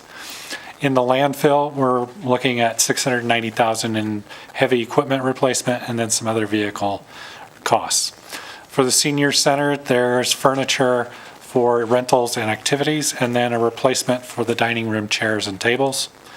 For the sheriff's department, we have an evidence server replacement, body armor for the patrol officers, and a replacement of a washing machine at the jail, night vision goggles, and the attorney-client video conferencing system, safety equipment for the officers, True Narc analyzer, and then vehicle replacements. For the treasurer's office, there's Can I stop for a minute? Sure. Ken, on the attorney-client sound system, is that for the hearing impaired? That would be wonderful, yes. Okay, well, I'm asking because it is That would be- definitely an issue. Yes, it is. This would be by design to facilitate attorney-client conferences, to make them more efficient and more productive for the court services. If we can make it, yes, absolutely. Okay, thank you.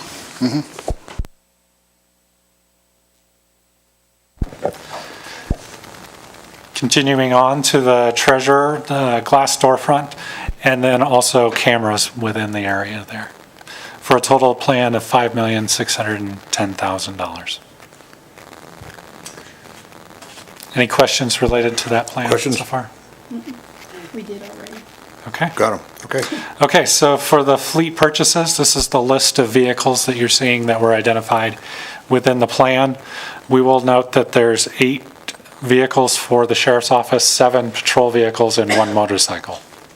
And that makes it stay in keeping with what we voted on in the prior time, that we'd give them 7 a year. One of them's a motorcycle. That was his extra. So. It's not 8 cars, it's 1 motorcycle.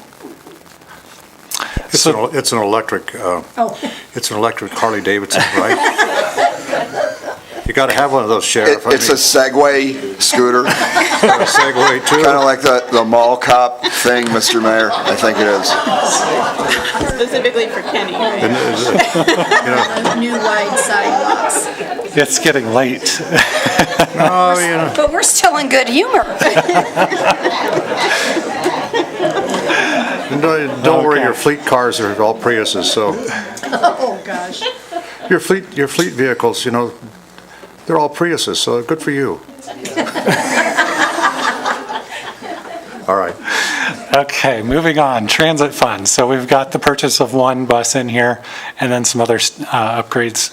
We will note that we did receive the grant, and in a supplemental request, we will do the addition for the grant and then the purchase of 2 more buses.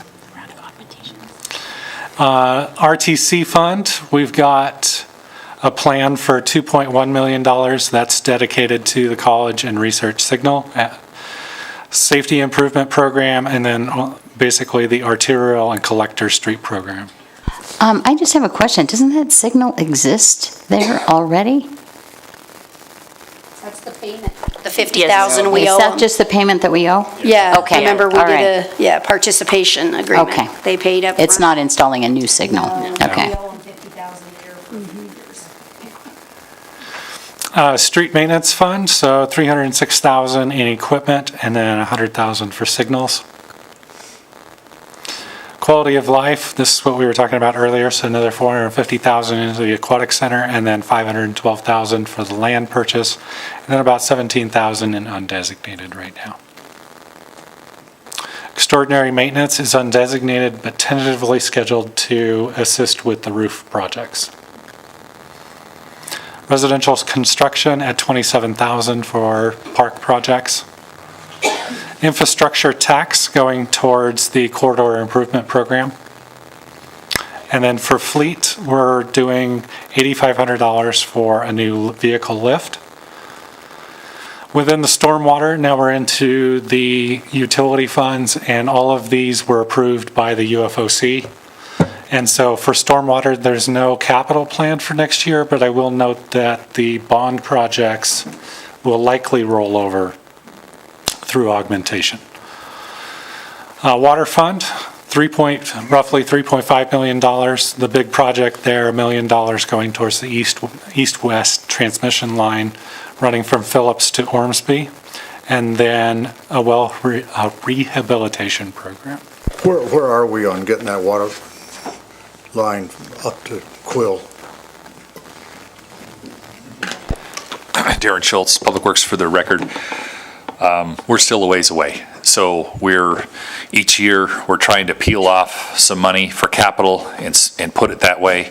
We're going to have a conversation tomorrow about some refunding of water bonds that might get us there faster. There's some hitches with that, so we'll have to go through the process, but we're desperately looking for ways to get that project funded and built, because we really need it. Are we okay on the right of way and all that stuff? We have all that. All right, thank you. Okay, and then moving on to the 5-year plan. This is a summary of the next 5 years. Everything that you saw in the previous slides is built into here, but then there's additional items for fire down here that we need to talk about and provide funding mechanisms for. So, Mr. Mayor, here comes your ladder truck at $1.3 million. A pumper truck for $640,000, and then within the ambulance fund, utilizing $60,000 of working capital to fund the replacement of a transport van. And so. So on that one, Jason, when it comes back for the final, though, you'll update the budget to actually provide the funding. Yes, In the if budget you document approve for the that. 5-year Okay. plan, we will come back to you with the funding mechanism and everything built in to pay for those. To pay for it, Yes. so we can actually have it. Yeah. And then don't forget on the second year out on the youth facility to take the, We will money out. remove the Yeah. additional funding for juvenile. okay, thanks. For there. So that removes the $243,000 in the 2020 year To one. and reduce it to 180. Yep. So then, just kind of scrolling through, let me come back up here. So facilities maintenance, you'll see, has some pretty big expenses running out related to asphalt and building repair projects and whatnot. So attempting to get onto an asset management program for our buildings and infrastructure related to that. Scrolling on to the next one, so for juvenile, as we discussed, we'll make some updates there. And then on the IT project, you'll see the ERP system at roughly 1.2 million this year, and then the big increase, because we're rolling about $600,000 to the next fiscal year. And that agrees, we've talked with them about that, and that agrees with the implementation timeline in order to be able to do that. Into landfill. And so, as we've talked through here, there's some pretty big equipment running out there, so you can see majority of this is dedicated towards equipment replacement, but there's also a project for the scales, which I believe Darren Schultz has talked with you about in prior year conversations. Going into library, there's a handful of projects. 5 years in the 5-year plan, we're developing for a remote 24-hour library branch scheduled out there a few years, and then also a building roof repair project. Within the Parks Quality of Life Fund, we're looking for everything that we've talked about so far this fiscal year, but then also converting the playground replacement to a asset management type plan and scheduling that out for future years as well. Any questions on that? Okay. Sheriff, nothing beyond the current year, no major projects going on. And then we've got the fleet vehicle replacements, and those are kind of scheduled out. You can see we've got some deferred purchases in our fleet program that we're trying to get through the backlog on. For transit, continuing fleet vehicle replacement is the major program there. Regional transportation is the pavement management project. And then streets, vehicle replacements and signals, residential construction. And then for the infrastructure tax, most of that is downtown Curry, and then shifting over to South Carson as that project moves forward. So that's the plans for general government, and then we get back into the utilities which you've seen on previous slides. Question on the sewer. You go, oh darn, yes. There you go. That was cute. That was good, actually. I just want to understand what changed, and I think I know part of it, but I'd rather you tell me for sure. The Eagle Valley Golf Course redo, that's a lot less than we had last time when we looked out over your 5-year. Is that because of the change with the new vendor? The new vendor has some to do with that, but what we did, Supervisor Bagwell, was we got a report of what was needed to be fixed out there, and we didn't need to fix it all in the next 3 years, which is what we said last year. So we took it and we broke it out and spread it over a longer time frame, just doing a little bit every year, so that's what this reflects. Darren, while you're up there,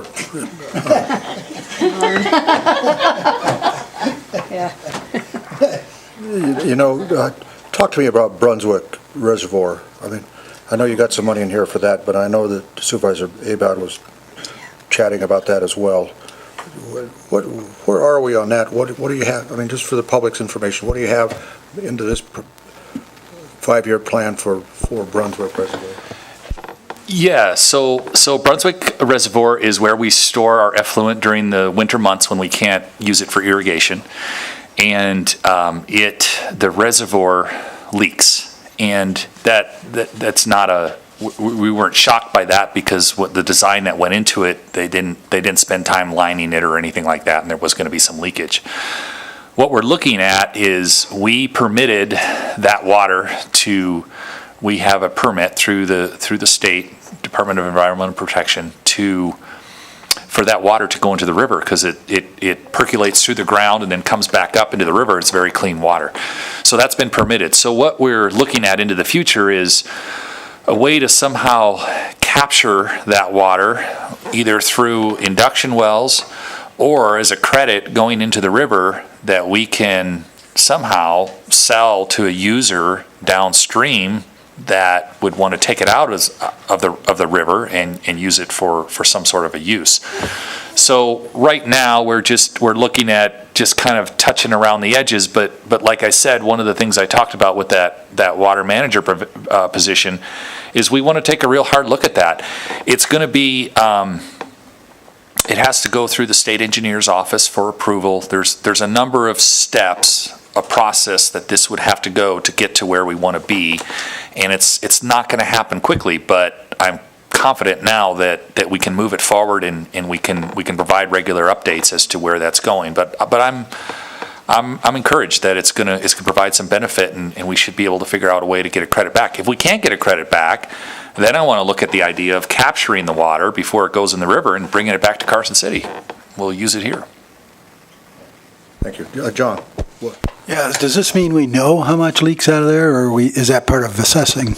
Yeah. That's part of it. I mean, we have leakage in the overall system, including Brunswick, and we'd really like to narrow that down and try and find out specifically. We have some pretty good guesses as what we think it is, but part of that is exactly how much it is, how much we can quantify and move somewhere else.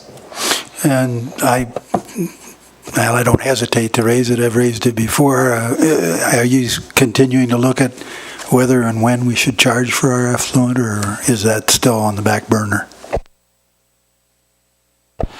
I have several burners, so that's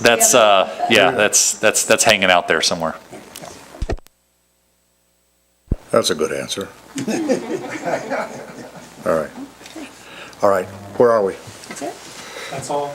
All right. That's all of the capital plan for the 5 years, so. All right. Board, what do we want to do? We'll motion, shoot, Supervisor Bagwell, shoot. Okay, I move to approve the CIP as submitted with the change to the juvenile yard landscaping to $180,000,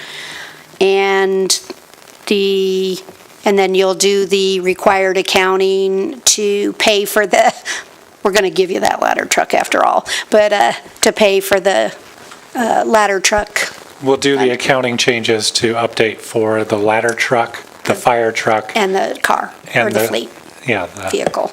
Okay. There's a motion, a second on discussion. You know, I kid the chief and I kid the city manager about the ladder truck. And, you know, I always thought, well, it's used for the Ormsby House, you know, and there's nobody in there, and so why do we need a ladder? And, you know, it came home in a big way when there was a fire out near Click Pond, out at the Industrial Air Park, you know, where the fire was right in the middle of a one-story building. And it took, you know, somebody with another ladder truck to come in and bring a rig over the top of that to push the water right down in front. And, you know, we need to have that kind of capability throughout our city here. I mean, so it's, when we talk about ladder trucks, yeah, they do go up, and they're for upper high rises, but don't forget their value in terms of just taking care of flat roof areas where there's a fire that's not, you know, that maybe is in the interior part of this building or whatever. So, you know, I kid about it, but it's good to have. We had one. We traded it for bubble gum or something like that a few years at the legislature. I can't remember what we got for it. We traded a ladder truck away. Now, thanks to this board, hopefully we're going to approve this motion and we'll go down the road. So, Just on discussion, I just need to. sure. Forgot to put one thing on the record, and I'll just do it, I think, myself, and he can nod if I'm wrong. But I did have a discussion with the fire chief, and he has assured me that he can purchase this new equipment, and it will fit in existing fire stations. He won't need additional space or covers or any of that, so just The record put it on the reflect- record. Okay, thank you. Record reflected. He nodded. Yeah. Yes. All right. Supervisor Barrett, welcome back.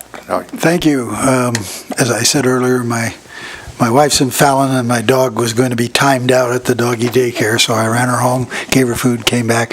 And though I missed some of the presentation, I have studied the CIP fairly closely, and with the former assurances during a previous discussion earlier this afternoon, I'm prepared to vote in favor of this one because I looked at it very carefully before, and Gloria summarized well what the changes were in the motion.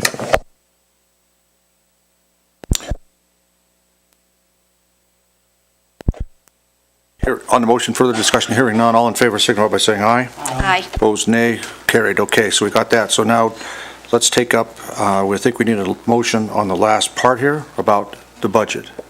The tentative budget was submitted to the state because there was a deadline already, but if you want to ratify what was submitted. Right. All right. Other than that, we will move to RDA. Okay. Development. Do I have public comment now? All right, we're going to have concluding public comment on the board. I really don't want to quit. It won't take us long in redevelopment. You know, this is, I've been here for a long time. Okay, anybody, any public comment for the Board of Supervisors? Anybody? I don't see any, so unless there's an objection, we will adjourn as a Board of Supervisors. Turn that gavel over to Supervisor Aboud, Redevelopment Authority, and she can call it to order. We already did the budget. We had him take the supplemental into the tentative budget. He'll update it. We already did it. 3-1 vote. Yeah, John's good. 3-1.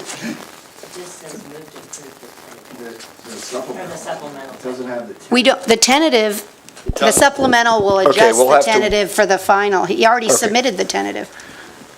Okay. Do you need a separate motion on the tentative? We don't usually. but- Because it already submits to the board before we even get to look at it. Yeah, I think it just says to return to the board with the final budget. You're right, it just comes with the final. Okay. Which is when I can change my vote if everything There you works go. out.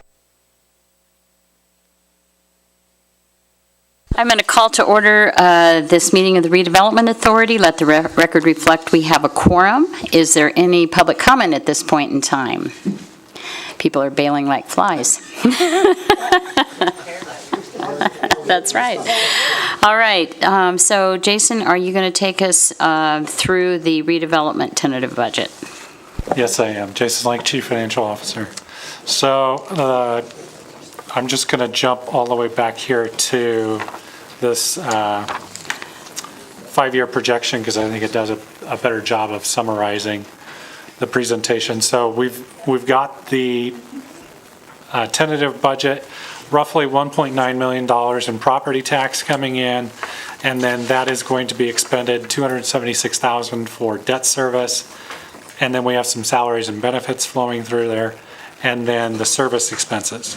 Now, the major service projects and capital that we've got going on, we've got the Michael Hole subsidy, we've got the other Campani incentive, and then getting down into really the meat and potatoes of what you want to see. There's $200,000 for the east-west transmission, east-west project. And then there's $200,000 for South Carson, $243,000 for the Bob Bodrick Theater project, and then an ending fund balance of about $200,000 where we're ending. So, and this is basically putting into draft what you've already approved at your previous meetings. So, questions or comments? Any questions from the board? Any public comment? All right. Seeing none, I will bring it back.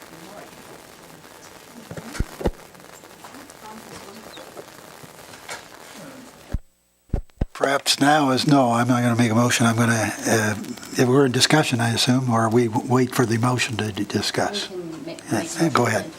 Go ahead, Lori. Okay. I move, well, since there's no changes, we'll just move this one.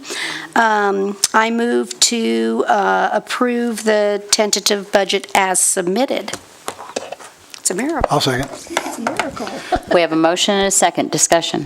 Yeah, this is a good point for me to ask the mayor if I can get more out of this than just the V&T money when it gets here, if it gets here from the people he had mentioned, the new dealership that's coming in. We'll discuss that later, but I didn't quite understand what you were saying earlier about that. Sure. We have a new Nissan dealers coming in, and I understand they've closed on the property, and they'll be probably building out probably in maybe early first quarter next year. And we have, a little long, but we have an 80-20 split with them. Excuse me, 70-30 split. And so what I'd be suggesting is that, you know, we take their sales tax and what we get off them on our side of the split, we put into roads. You're a good man, Mayor. He's trading the yes out of you. That would go for the life of that until we repay that. But I mean, that's so the split. And then, anyway.